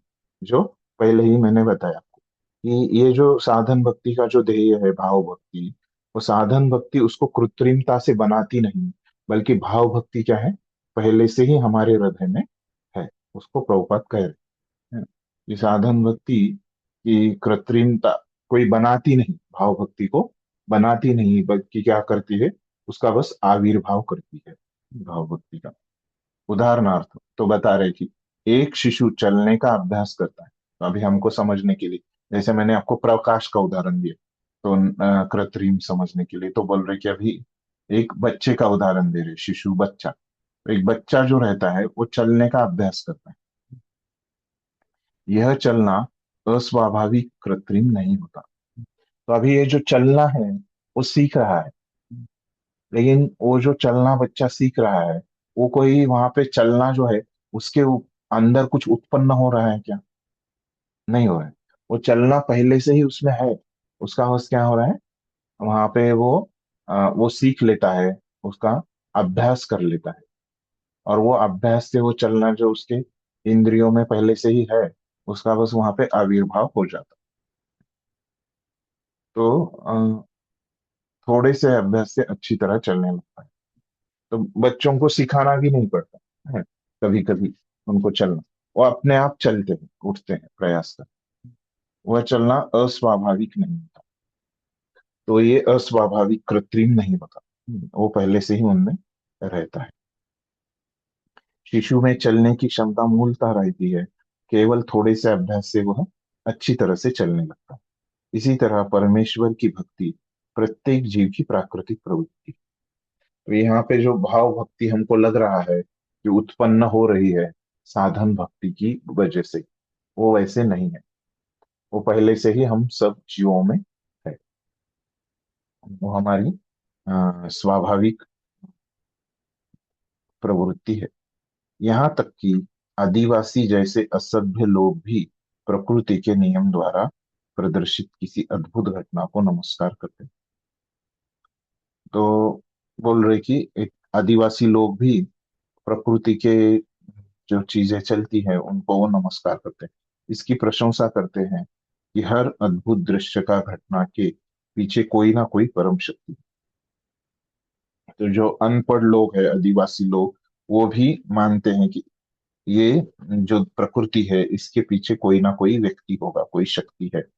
अतः यह चेतना भले ही भौतिकताग्रस्त लोगों में सुप्त क्यों न पड़ी। तो अभी हमको लगता होगा कि लोग क्यों फिर भक्ति को लेते नहीं, क्यों नहीं लेते, क्योंकि उनमें ये क्या है, सुप्त है, वो ढका हुआ है। ये भक्ति का जो अ, भाव है वो ढका हुआ है, सुप्त है। किंतु यह हर जीव में पाई जाती है, तो हर एक में ये है। और जब यही शुद्ध हो जाती है तो कृष्ण भावनामृत कर, है ना, तो ये उत्पन्न हो जाती है और शुद्ध हो जाती है, तो वो उसको ही भक्ति कहते हैं, कृष्ण भावनामृत कहते हैं। फिर अपनी इंद्रियों तथा मन को किसी कार्य में लगाने के लिए कुछ निर्धारित विधियां हैं, जिनसे प्रेम में कृष्ण के प्रति हमारी सुप्त चेतना उसी प्रकार जागरूक हो उठती है, जिस तरह एक शिशु थोड़े से अभ्यास से चलने लगता है। तो अभी ये भक्ति के भी कुछ कार्य है, जो हम अपनी इंद्रियों से कर सकते हैं। तो उससे क्या हो जाएगा, ये हमारा भाव भक्ति उत्पन्न होगी हमारी। तो वो कार्य क्या है, वो आगे बताएंगे छठे अध्याय में, वो बताएंगे प्रभुपाद के भक्ति रसामृत सिंधु के अनुसार छठे अध्याय में वो क्या कार्य है जिससे ये भक्ति उत्पन्न होती है, ये हमको वहां पे बताएंगे। जिसमें मूलभूत चलने की क्षमता, हाँ, वो बच्चे से तुलना करें, तो वो जो बच्चे में कुछ अभ्यास वो करता है, माता पिता के हाथ पकड़ता है, नहीं तो ऐसे जो बोलते हैं कि वो सोने का जो बेड रहता है ना, उसको पकड़ के वो उठने का प्रयास करता है, कुर्सी को पकड़ के वो उठने का प्रयास करता है, और वो ऐसे पकड़ पकड़ के वो चलता है शुरू में, है ना, ये जो सब उसका ये अभ्यास है, कार्य है ना। उसी प्रकार से जो भक्ति के कार्य है वो कहाँ पे हमको ये छठे अध्याय में हम पढ़ेंगे। इसी प्रकार मात्र अभ्यास अर्थात साधन से कृष्ण भावनामृत को जागृत नहीं किया जा सकता। तो ये साधन उसमें तो है, लेकिन भक्ति में क्या है कि साधन केवल साधन से ही नहीं होगा। तो क्या होना चाहिए, साधन के साथ साथ अपने मनोभाव को भी वहां पे लगाना पड़ेगा। जब हम अपनी अंत क्षमता का विकास भक्ति के लिए करना चाहते हैं, हमने भक्ति की व्याख्या देखी कि वो कार्य भी है, अनुशीलन भी है, और उसमें हमारा मनोभाव भी है। ये अगर कार्य भी रहेगा और मनोभाव भी रहेगा तो क्या हो जाएगा, कुछ ऐसी विधियां हैं जिन्हें स्वीकार करने एवं संपन्न करने से वह सुप्त क्षमता जागृत होती। तो ये अपने अंदर जो ढकी हुई है सुप्त क्षमता, सुप्त मतलब ढकी हुई, तो ये जागृत हो उठ सकती है, ये वहां पे उसका आविर्भाव हो सकता है। ऐसा अभ्यास साधन भक्ति कहलाता है। तो ये जो हम में भाव भक्ति पहले से ही है, उसका आविर्भाव करना जो अभी सुप्त है, मतलब ढकी हुई है, और उसके लिए जो कार्य करने पड़ते हैं, उन कार्यों को ही क्या बोलते हैं, साधन भक्ति, इस तरह से बताते हैं। ठीक है। प्रत्येक जीव भौतिक शक्ति माया के वशीभूत होकर उन्मत्तता की असामान्य स्थिति में जकड़ा है। तो हम में से सब लोग कुछ ना कुछ हद तक क्या करते हैं, हमें कुछ ना कुछ हम माया के प्रभाव में आते हैं। असामान्य स्थिति में हम जकड़े रहते हैं, माया का प्रभाव हमें रखा है, हम पे होता ही रहता। तो भागवतम में कहा गया है कि बद्ध जीव जो रहता है वो क्या करता है, उन्मत्त होता है। हम सब जो बद्ध जीव है तो क्या करते हैं, हम पागल रहते हैं। उन्मत्त मतलब पागल होते हैं।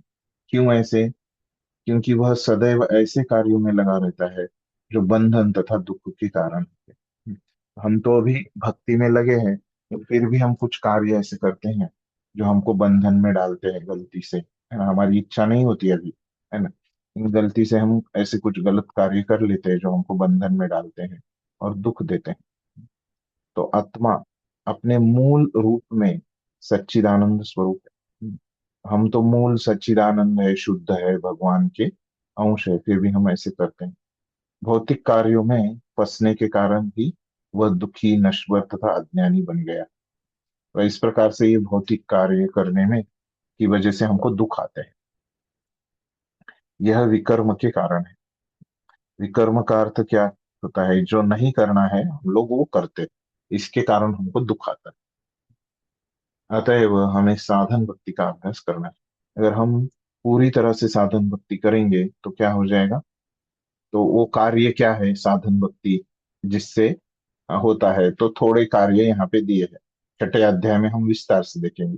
कुछ कार्य दिए हैं कि मंगल आरती करना, कतिपय भौतिक कार्यों से दूर रहना, है ना, गुरु को नमस्कार करना, अनेक विधि विधानों का पालन करना, जिसकी विवेचना क्रमशः यहाँ की जाएगी, है ना, क्रमशः आगे आपको बताया जाएगा। कहाँ आगे, छठे अध्याय में। इन साधनों से मनुष्य की उन्मत्तता जाती रहेगी। और जो हम सब लोग अलग अलग मात्रा में अभी उन्मत्त है, पागल है ना, किस में पागल है, जो नहीं करना है, विकर्म करने में, जो नहीं करना है वो करने में हम लोग पागल है। ये पागलपन हमारा कैसे चले जाएगा, ये साधन भक्ति का अभ्यास करने से। जिस प्रकार मनोरोग चिकित्सक के आदेशों से मानसिक रोग चला जाता है, उसी प्रकार इस साधन भक्ति से बद्ध जीव की वह उन्मत्तता दूर हो जाती है जो माया के वशीभूत होने से उत्पन्न होती है। जैसे एक जो वैद्य रहता है, चिकित्सक रहता है, तो वो कैसे, उसके आदेशों का अगर हम पालन करेंगे, क्या रहते हैं उसके आदेश, वो कुछ चीजें हमको नहीं करने को बोलता है और कुछ चीजें हमको करने को बोलता है ना। वो अगर हम करेंगे तो क्या हो जाएगा, हमारी बीमारी दूर हो जाएगी। उसी प्रकार से अगर ये साधन भक्ति का अगर हम अभ्यास करेंगे तो क्या हो जाएगा, ये उन्मत्तता जो है वो भी दूर हो जाएगी। इस प्रकार से बताते हैं।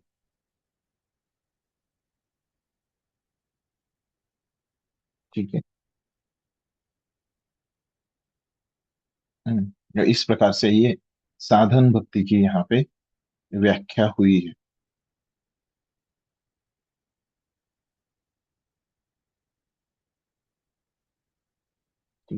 अभी ये जो साधन भक्ति की उन्होंने व्याख्या की है उसके लिए वो संदर्भ दे रहे हैं। तो पहला संदर्भ यहाँ पे वो बता रहे हैं। ठीक है। ये परिचित पढ़िए अगला पुन 1 से 40 तक किसका बचा है?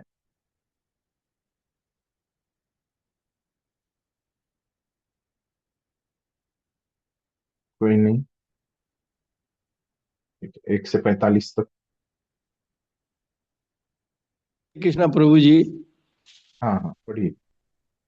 नारद मुनि ने श्रीमद् भागवत में 7.1.32 इस साधन भक्ति का उल्लेख किया है। वे युधिष्ठिर महाराज से कहते हैं, हे राजन, मनुष्य को किसी न किसी साधन द्वारा अपने मन को कृष्ण पर स्थिर करना होता है। यही कृष्ण भावनामृत कहलाता है। आचार्य अर्थात गुरु का कर्तव्य है कि वह अपने शिष्य के लिए ऐसे साधन ढूंढे जिससे शिष्य अपने मन को कृष्ण पर स्थिर कर सके। यही साधन भक्ति की शुरुआत है। तो ये जो जी धन्यवाद प्रभु। तो ये तीसरे श्लोक में वो कह रहे हैं कि वो संदर्भ देते हुए वो 7वें स्कंद में जो बताई है भक्ति नारद मुनि वहां पे बता रहे हैं, है ना। वो श्लोक क्या है? तस्माद् वैरानुबंधेन निर्वैरेण भयेन वा स्नेहात् कामेन वा युञ्जा कथंचित नेक्षते पृथक्। उसमें वो क्या बोल रहे हैं युधिष्ठिर महाराज को कि हमको किसी ना किसी माध्यम से अपने मन को कृष्ण पे लगाना है। तो ये मन जो है कृष्ण पे अगर लगाना है तो हमको क्या करना पड़ेगा? कुछ ना कुछ तो साधन होना चाहिए, माध्यम होना चाहिए। और वो साधन हमको कैसे पता चलता है? जो कार्य है मन को कृष्ण पे लगाने का।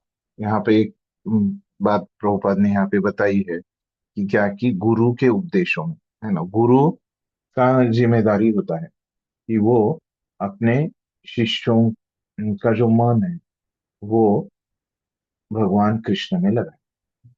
तभी वो जिम्मेदारी लेते हैं, तभी किसी को वो शिष्य बोल के वहां पे उसको स्वीकार करते हैं। ठीक है।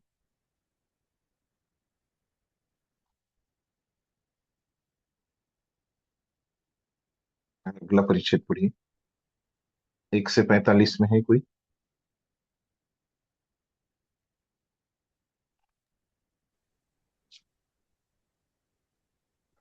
1 से 50 में। जी प्रभु जी। हरे कृष्णा प्रभु जी, दंडवत प्रणाम। हाँ हरे कृष्णा प्रभु जी, दंडवत प्रणाम। 48 हाँ रोल। प्रभु जी जिसका हरे कम है वो कृष्णा पहले प्रभु जी। पढ़िए। प्रभु जी हाँ मैं पढ़ूं 46। हाँ हाँ हाँ पढ़िए। श्री चैतन्य महाप्रभु ने हमें इस प्रयोजन हेतु एक प्रामाणिक कार्यक्रम प्रदान किया है जो हरे कृष्ण महामंत्र के कीर्तन पर केंद्रित है। इस कीर्तन में इतनी शक्ति होती है कि मनुष्य तुरंत कृष्ण से जा मिलता है। यही साधन भक्ति की शुरुआत है।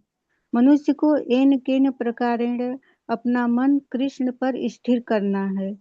परम संत अम्बरीश महाराज ने योग्य राजा होते हुए भी अपना मन कृष्ण पर स्थिर किया। इसी प्रकार जो कोई भी इस तरह से अपने मन को स्थिर करने का प्रयास करता है वह अपनी मूल कृष्ण चेतना को सफलतापूर्वक जागृत करने में तेजी से प्रगति करता है। आगे पढ़ूं प्रभु जी? नहीं धन्यवाद, इतना ही। हरे तो कृष्ण। अभी यहाँ पे बता रहे कि चौथे श्लोक में कि किसी भी प्रकार से, है ना, पहले बताया कि कुछ माध्यम चाहिए कृष्ण के ऊपर अगर हमको अपना मन केंद्रित करना है तो कुछ तो माध्यम चाहिए, ऐसे तीसरे श्लोक में बताया। अभी चौथे श्लोक में बता रहे हैं कि माध्यम तो चाहिए, लेकिन क्या करो, वो माध्यम के बारे में ही सोचते मत बैठो। जल्दी से जो भी अनुकूल माध्यम है वो ले लो और कृष्ण पे मन लगाओ, वो बहुत जरूरी।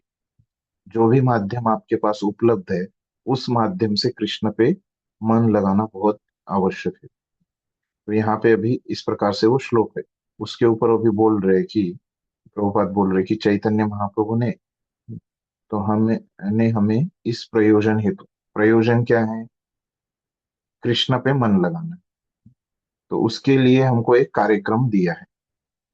तो क्या कार्यक्रम है वो, कि है ये हरे कृष्ण महामंत्र का कीर्तन, हरिनाम। ये हरिनाम के कीर्तन में इतनी शक्ति होती है कि मनुष्य क्या होता है, उसका मन तुरंत कृष्ण के ऊपर आ जाता है, और यहाँ से ही एक व्यक्ति की शुरुआत होती है। और जैसे ही उसका मन आ गया तो उसकी भक्ति की शुरुआत वहां पे हो गई। तो मनुष्य को एन केन प्रकारेण अपना मन कृष्ण पर स्थिर करना है। तो यहाँ पे वो भी बता रहे कि किसी भी प्रकार से अपने मन को कृष्ण के ऊपर लगाओ। परम संत अम्बरीश महाराज ने योग्य राजा होते हुए भी अपना मन कृष्ण पर स्थिर किया। ऐसे नहीं है कि आपने बस आपके कर्तव्य कर दिए, भौतिक कार्य कर्तव्य कर दिए, तो आपका पूरा वहां पे सार्थक हो गया जन्म। ऐसे नहीं। तो आपको क्या करना है कि कृष्ण को याद करना, ये बहुत जरूरी है। तो उसके लिए बोल रही कि अम्बरीश महाराज बहुत अच्छे राजा थे, उनके बहुत अच्छी तरह से वो अपने कर्तव्य कर रहे थे, लेकिन वो वहां पर ही नहीं रुके। तो उन्होंने क्या किया कि अपने मन को भी, है ना, तो अपने कर्तव्य करते हुए अच्छे से भी उन्होंने क्या किया, अपने मन को कृष्ण के ऊपर स्थिर किया। इस प्रकार से बताया। इसी प्रकार जो कोई भी इस तरह से अपने मन को स्थिर करने का प्रयास करता है, वह अपनी मूल कृष्ण चेतना को सफलतापूर्वक जागृत करने में तेजी से प्रगति करेगा। जो कोई भी ऐसा साधन भक्ति करेगा तो क्या हो जाएगी, उसमें जो अभी सुप्त अवस्था में है, उसमें अभी जो सुप्त अवस्था में जो भाव भक्ति है, वो क्या हो जाएगी, तेजी से वहां पे प्रकट हो जाएगी, जागृत हो जाएगी। इस प्रकार से भी बोल रहे। ठीक है, अगला 48 नंबर वाले प्रभु जी, आप ये पढ़िए यहाँ से। अब इस साधन वहां से। अब इस साधन भक्ति के भी दो भाग किए जा सकते हैं। पहला भाग विधि विधानों के अनुसार भक्ति है। इसमें अपने गुरु के आदेश से या प्रमाणिक शास्त्रों के अनुसार विभिन्न विधि विधानों का पालन करना होता है, और इससे इनकार होने का प्रश्न ही नहीं उठता। ये वैदिक भक्ति कहलाती है। इसे बिना तर्क के करना पड़ता है। साधन भक्ति का दूसरा भाग रागानुगा भक्ति है। रागानुगा भक्ति उस स्थिति को सूचित करती है जिस पर विधि विधानों का पालन करते हुए मनुष्य कृष्ण के प्रति कुछ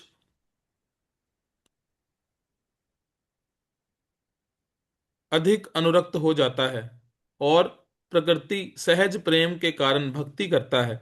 उदाहरणार्थ, भक्ति में रत मनुष्य को प्रातःकाल उठकर आरती करने का आदेश दिया जा सकता है। प्रारंभ में अपने गुरु के आदेश से शिष्य तड़के जल्दी उठता है और आरती करता है, किंतु फिर उसमें वास्तविक अनुराग उत्पन्न हो जाता है। जब उसमें ये अनुराग उत्पन्न हो जाता है तो वह स्वतः अर्चा विग्रह को सजाता है, उसके लिए तरह तरह के वस्त्र तैयार करता है और भक्ति को उत्तम रीति से करने के लिए नई नई योजनाएं बनाता है। यद्यपि ये भक्ति साधन भक्ति के अंतर्गत आती है, किंतु ये प्रेममयी सेवा की भेंट स्वतः स्फूर्त होती है। इस तरह साधन भक्ति दो भागों में विभक्त की जा सकती है, वैदी तथा रागानुगा। धन्यवाद। तो अभी यहाँ पे अगले श्लोक में अभी क्या बोल रहे हैं, साधन भक्ति जो यहाँ पे अभी उसकी व्याख्या की, उसके लिए संदर्भ दिए। फिर उसके बाद बता रहे हैं कि ये जो साधन भक्ति है उसके दो प्रकार, कौन से, कि वैधि साधन भक्ति और रागानुगा साधन भक्ति। तो इस प्रकार से दो भाग है। तो पहला जो भाग मतलब प्रकार है, पहला जो है कि विधि विधानों के अनुसार भक्ति है, तो हम उसके नाम में ही है वैधि। ये विधि विधान हमको कहाँ से समझ में आते हैं, ये तो गुरु के आदेश है ना, गुरु हमको बताते हैं। और दूसरी चीज जो हमको समझ में आती है वो शास्त्रों से, प्रामाणिक शास्त्र, ये दो चीजों से हमको ये विधि विधान समझ में आता है। फिर व्यक्ति क्या करता है, ये उसको अभी पता नहीं रहता, कृष्ण के प्रति अभी उसकी कुछ भावना जागरूक नहीं हुई है। लेकिन वो भक्ति क्यों करता है? कि मेरे गुरु ने कहा है, शास्त्रों में इस तरह से कहा है, ये वो सुनता है। और उसके आधार पे शास्त्रों में कहा है कि हरि नाम ले लो, है ना? हमारे गुरु वर्गों ने कहा है कि हरि नाम ले लो, भक्तों ने कहा है हरि नाम ले लो, इसलिए वो हरि नाम लेता है। तो गुरु को प्रणाम करो, भक्त लोग कहते हैं, इसलिए वो करता है। शास्त्रों में कहा गया है, इसलिए वो करता है, अन्य कोई कारण नहीं रहता ना। वो अभी उसको उतना लगाव नहीं हुआ है, बस अभी वो नियमों की वजह से वो इस प्रकार से कर रहा है, पालन करना होता है। इससे इनकार होने का प्रश्न ही नहीं था। तो मतलब इससे अगर वो इनकार कर रहा है तो वो क्या हो रहा है, वो आ, वैधि साधन भक्ति नहीं कर रहा। तो इसको इनकार करना ही नहीं चाहिए। ये विधि विधान मतलब उसको वैसे के वैसा ही पालन करना है। तो आप तो प्रभुपाद इस विधि विधानों के उदाहरण देते हैं। कहाँ पे? ईशोपनिषद जो आपने ग्रंथ पढ़ा है ना? ये विधि विधानों को वैसे के वैसा ही पालन करना है, उसमें कुछ बदल नहीं करना। तो क्या उदाहरण है वहां पे दिए थे प्रभुपाद ने? जो वेदों के, शास्त्रों के जो विधि विधान है ना, वो वैसे के वैसे ही पालन करने होते हैं, उसमें हम कुछ बदल नहीं करते। याद आ रहा है किसी को? ईशोपनिषद में आपने पढ़ा था। कृष्ण को ही पूर्णमिदं पूर्णमिदं पूर्णमुदच्यते, वो जो पूरा श्लोक है वो फर्स्ट। और तो कृष्ण उसमें क्या है कि विधि विधान कौन सा है वहां पे? ऐसा एक्सेप्ट करना, मतलब ऐसा ही मानना। हम्म। मान बराबर है, वो तो समझ गया, लेकिन प्रभुपाद ने खास करके वहां पे बताया है विधि विधान, है ना? कि प्रभुपाद बोलते हैं कि जैसे अगर कोई हम विष्ठा को स्पर्श करते हैं, याद आ रहा है विष्ठा का क्या है? वो विधि विधान विष्ठा के संदर्भ में। हरे कृष्ण प्रभु जी। कैन हाँ आई हाँ दिस? हाँ, बोलिए बोलिए। प्रभु जी, इसमें प्रभुपाद ने वहां पे लिखा था कि हम विष्ठा को अगर छूते हैं तो हमें हम्म। स्पर्श करना चाहिए। बट यदि हम गोबर को उस तरह से को छूते हैं तो हमें उसको शुद्ध मानते हैं और उसका इस्तेमाल करने के बाद हमें स्नान करने की हाँ आवश्यकता नहीं रहती। जी, तो ये विधि विधान है ना? तो यहाँ पे हम प्रश्न ही नहीं उठा सकते, जो बात बता रहे ना प्रभुपाद, इसको इनकार ही हम नहीं कर सकते। ऐसे नहीं बोल सकते कि अरे आप विष्ठा को स्पर्श करते हो। तो एक जगह पे आपने बोला कि मनुष्य कोई प्राणियों की विष्ठा को अगर आप स्पर्श हो जाता है आपको, तो आपको शुद्ध होने के लिए नहाना पड़ेगा। तो इसीलिए भक्त लोग विष्ठा को जाने के बाद नहाते। ठीक है, ये तो विधि विधान हो गया वेदों में।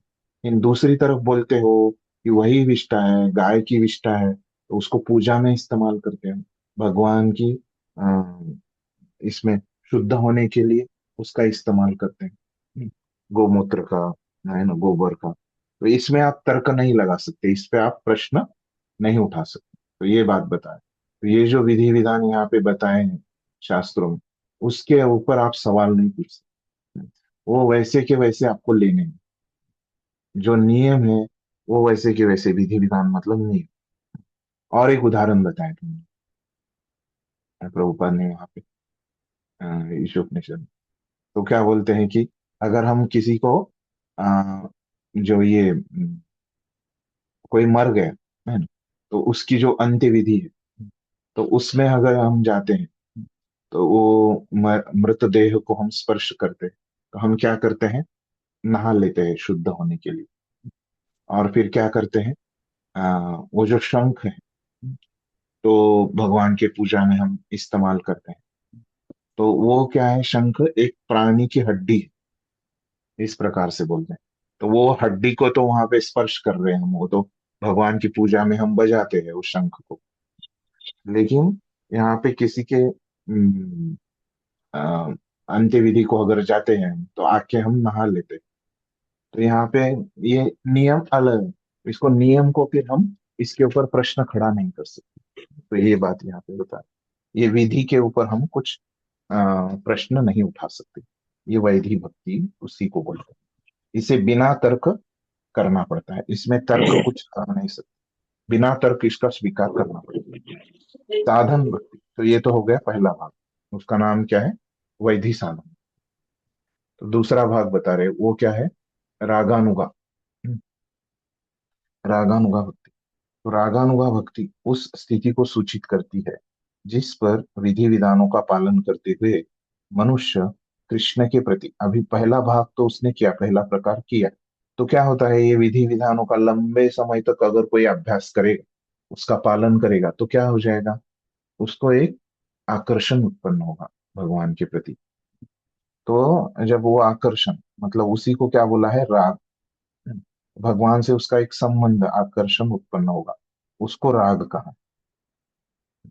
तो ऐसे अगर कोई विधि विधानों का पालन करते हुए मनुष्य कृष्ण के प्रति कुछ अधिक अनुरक्त हो जाता है, अनुरक्त का, उसको क्या कहते हैं, प्राकृतिक प्रेम के कारण भक्ति करते हैं।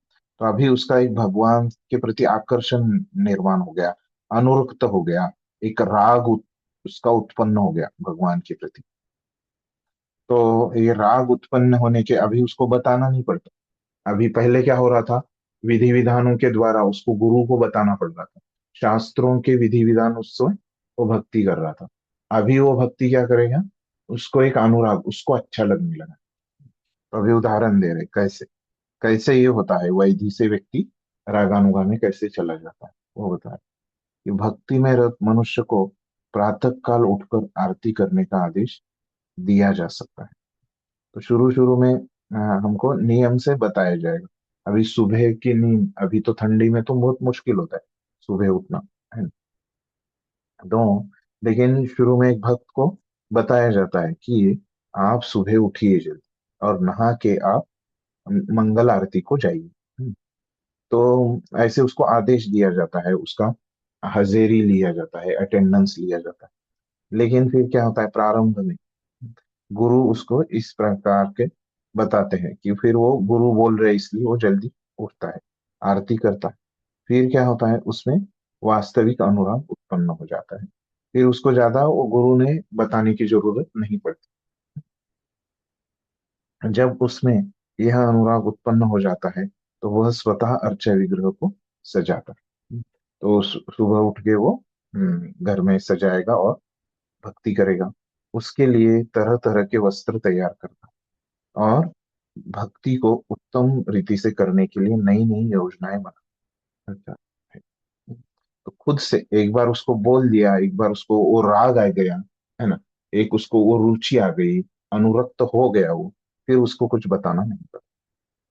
यद्यपि यह भक्ति साधन भक्ति के अंतर्गत आती है, इन ऐसे उसको अभी यहाँ पे अनुराग हो गया, वो खुद से कर रहा है, लेकिन यहाँ पे क्या कर रहा है, वो कार्य ही कर रहा है, लेकिन वो खुद की प्रेरणा से, तो अभी वो कर रहा है, अभी उसको बताने की जरूरत नहीं पड़ रही।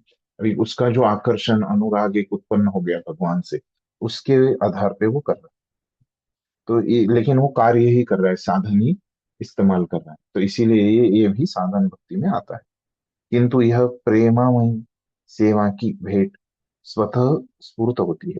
वही मैंने कहा कि वो खुद से कर रहा है, स्वतः स्फूर्त है। इस तरह साधन भक्ति दो भागों में विभक्त की जाती है, वैधि तथा राधन। तो इसके दो विभाग, दो प्रकार होते हैं साधन भक्ति के, वैधि भक्ति और रागानुगा। इस प्रकार से भी यहाँ पे उन्होंने बताया। ठीक है, तो हाँ, अगला पढ़िए, छठा वाला, 1 से 50 में कोई बचे? 51 से 55। आपका कितना है नंबर? 50 है प्रभु जी। प्रभु जी हरे कृष्णा। बड़ी प्रभु जी 47 है मेरा, मैं पढ़ूं? हाँ, पढ़िए 47। रूप गोस्वामी ने भक्ति के प्रथम भाग अर्थात वैधि भक्ति की परिभाषा इस प्रकार दी है। जब भगवान के प्रति कोई अनुरक्ति या कोई रागानुगा भक्ति नहीं होती और मनुष्य गुरु के आदेश का पालन मात्र के लिए या शास्त्रों का पालन करने के लिए भगवान की सेवा में लगा रहता है, तो ऐसी अनैच्छिक सेवा को वैधि भक्ति, ऐसी अनैच्छिक सेवा वैधि भक्ति कहलाती है। धन्यवाद। तो अभी यहाँ पे वैधि भक्ति की व्याख्या कर रहे हैं। तो दो प्रकार उन्होंने बताए। तो अभी वैधि भक्ति की व्याख्या कर। तो क्या है वो श्लोक में पढ़ता हूँ। यत्र राग यत्र राग अनवाक्तत्वात्, मतलब वहां पे राग नहीं है। वो क्या बोल रहे, प्रवृत्तिर उपजायते। तो राग की वहां पे नहीं है और वो प्रकट हो जाता है। ये अ, जहाँ पे है ना, फिर वो कैसे होता है, शास्त्रेणैव शास्त्रस्य सा वैधि भक्ति उच्यते। तो वो फिर भक्ति कैसे करता है, वहां पे तो राग तो नहीं है। अप्राप्त है वहां पे राग। तो राग अप्राप्त है, मतलब कोई अनुरक्ति नहीं है भगवान के प्रति अभी, उसकी कोई अनुरक्ति नहीं। तो क्या है उसको, फिर वो क्यों करता है, उसका कारण बताया है। शासनैव शास्त्रस्य, शासन है, तो उसके ऊपर शासन किसका होता है, शास्त्र का शासन होता है उसके ऊपर। तो शास्त्रों में से वो विधि विधान लेता है, शास्त्रों में जिस प्रकार से भक्ति बताई गई है। और हमको कौन बताता है विधि विधान, जो दूसरा है कि गुरु के उपदेश, हमारे गुरु भी हमको बताते हैं इस तरह से आप कृष्ण के ऊपर मन नियंत्रित करो। ठीक है, तो अनुराग नहीं, तो ये व्याख्या की गई है यहाँ। ठीक है, छठे श्लोक। हाँ माता जी पढ़िए आप आगे का। हाँ, हरे कृष्ण प्रभु जी। वैधि भक्ति के इन नियमों का वर्णन श्रीमद् भागवतम में 2.1 और 2.1 5 में हुआ है, जहाँ सुखदेव गोस्वामी मरणाभिमुख महाराज परीक्षित को उनके कर्मों के विषय में शिक्षा देते हैं। सुखदेव गोस्वामी ने महाराज परीक्षित की भेंट अपनी मृत्यु से 1 सप्ताह पूर्व हुई थी और राजा घबराया हुआ था कि मृत्यु होने के पूर्व क्या करना चाहिए। वहां पर अन्य अनेक मुनि भी आ गए थे, किंतु कोई भी उन्हें सही निर्देश न दे सका।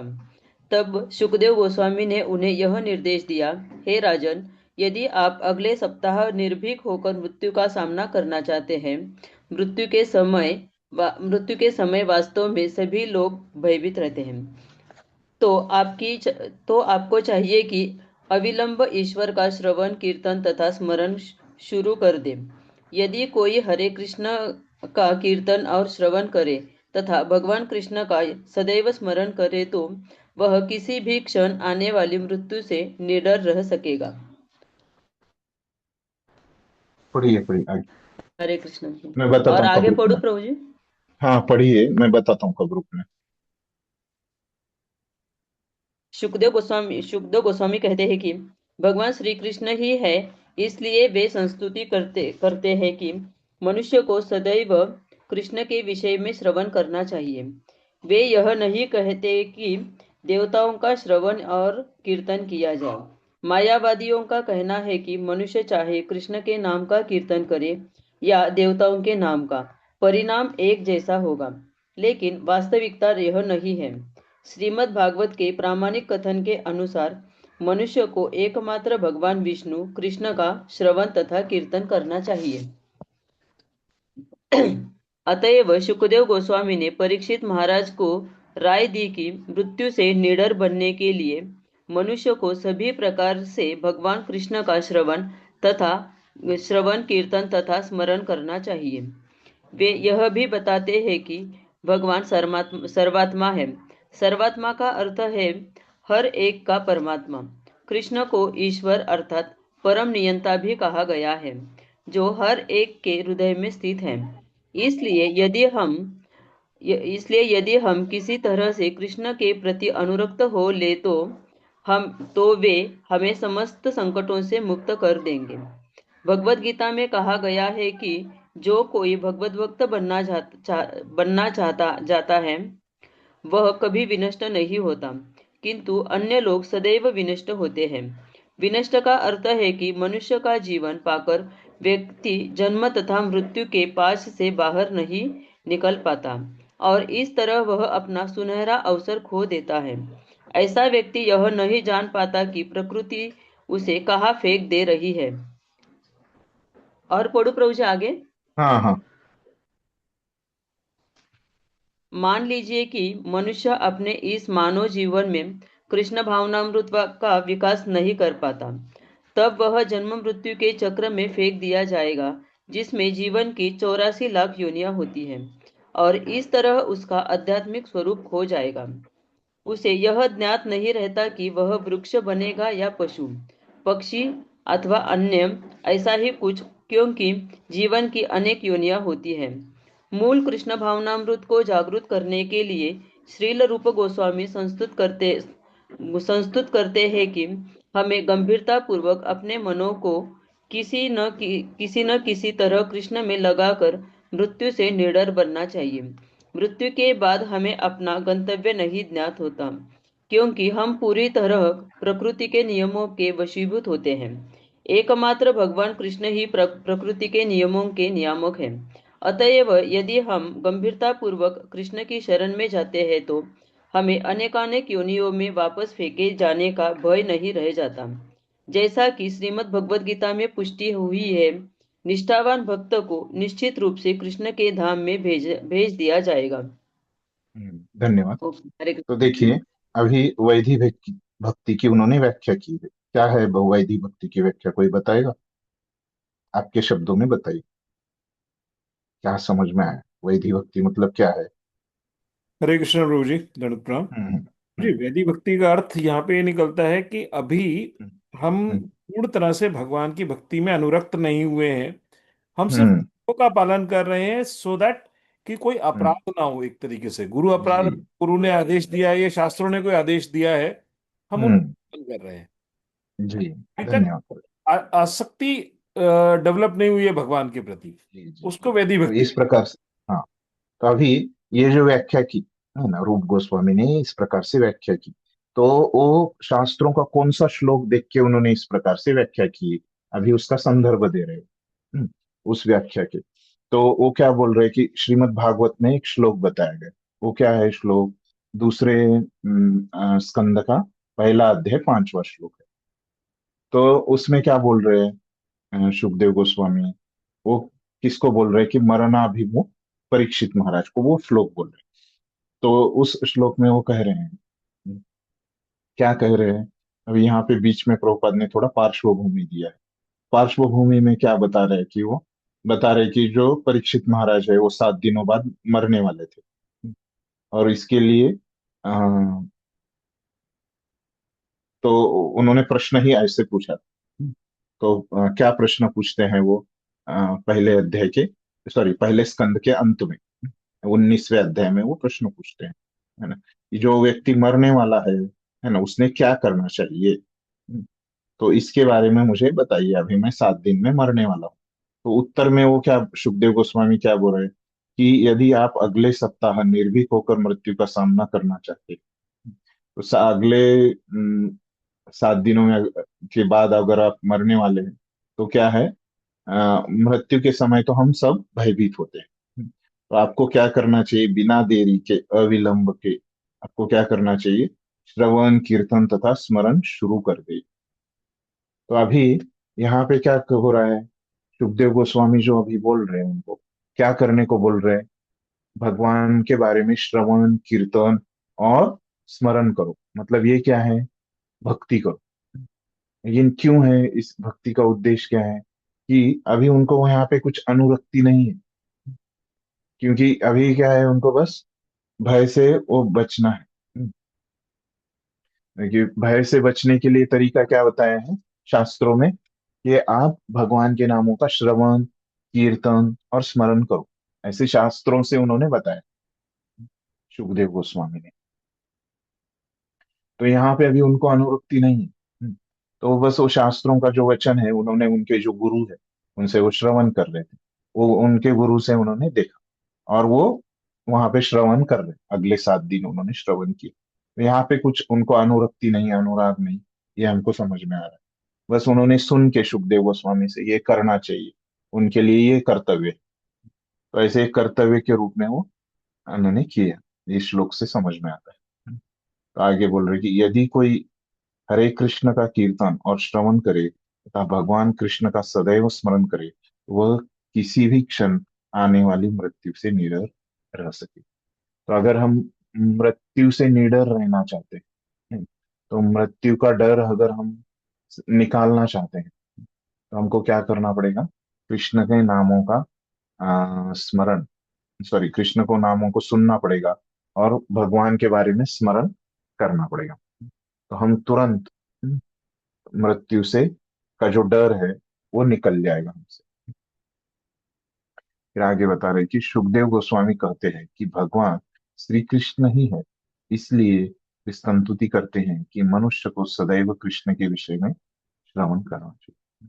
तो भगवान कौन है? श्री कृष्ण है, तो इसके लिए उनके बारे में ही हमको श्रवण करना है, अन्य किसी चित्रपट या इसके बारे में नहीं श्रवण कीर्तन करना है ना?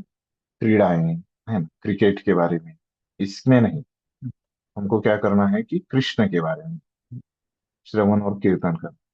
मायावादियों का कहना है कि मनुष्य को चाहिए कि कृष्ण के नाम का कीर्तन करे या देवताओं के नाम, परिणाम एक जैसा ही होगा। तो कुछ लोग जो है ना, मायावादी लोग, वो क्या बोलते हैं कि किसी का भी नाम ले लो, कोई फर्क नहीं पड़ता, एक ही आपको फल मिलने वाला है। वैसे नहीं, है ना, यहाँ पे कह रहे सुखदेव गोस्वामी क्या, केवल कृष्ण के ही नाम का करो, तो वही करना चाहिए।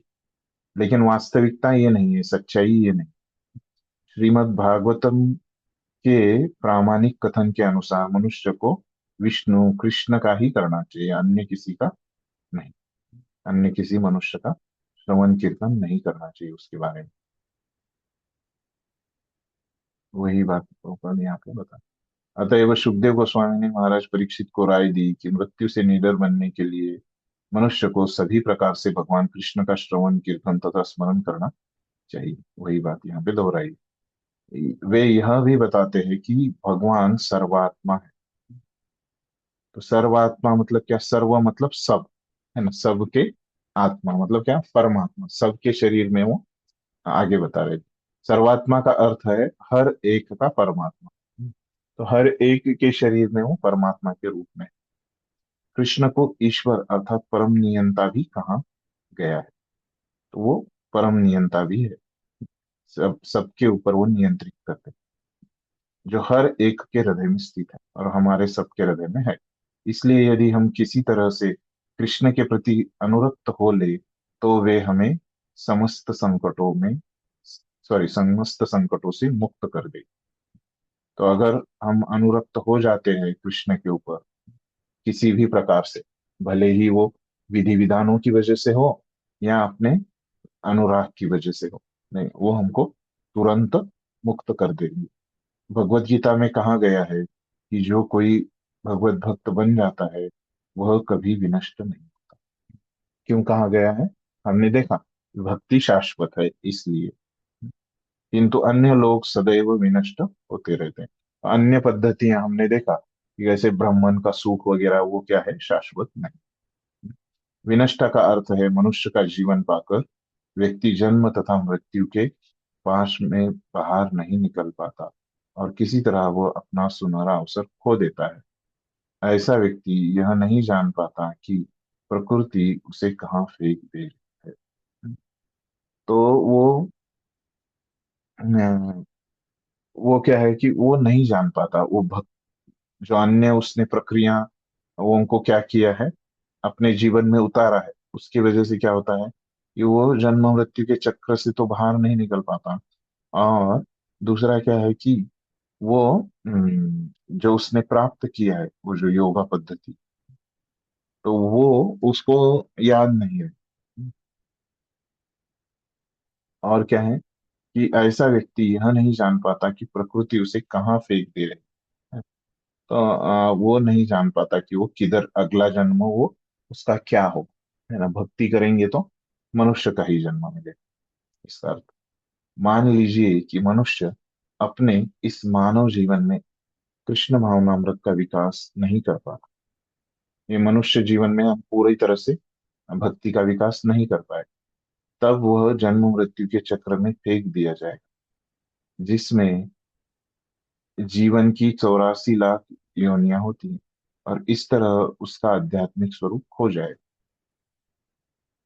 क्योंकि अन्य इसमें तो आप भक्ति नहीं कर पाएंगे।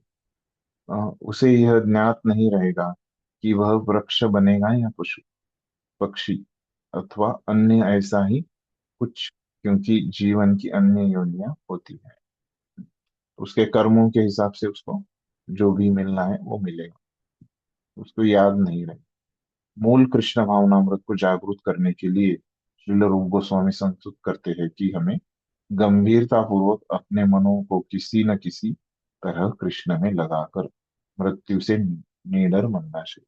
अगर हमको भक्ति का विकास करना है तो हमको मन को भगवान में लगाना पड़ेगा।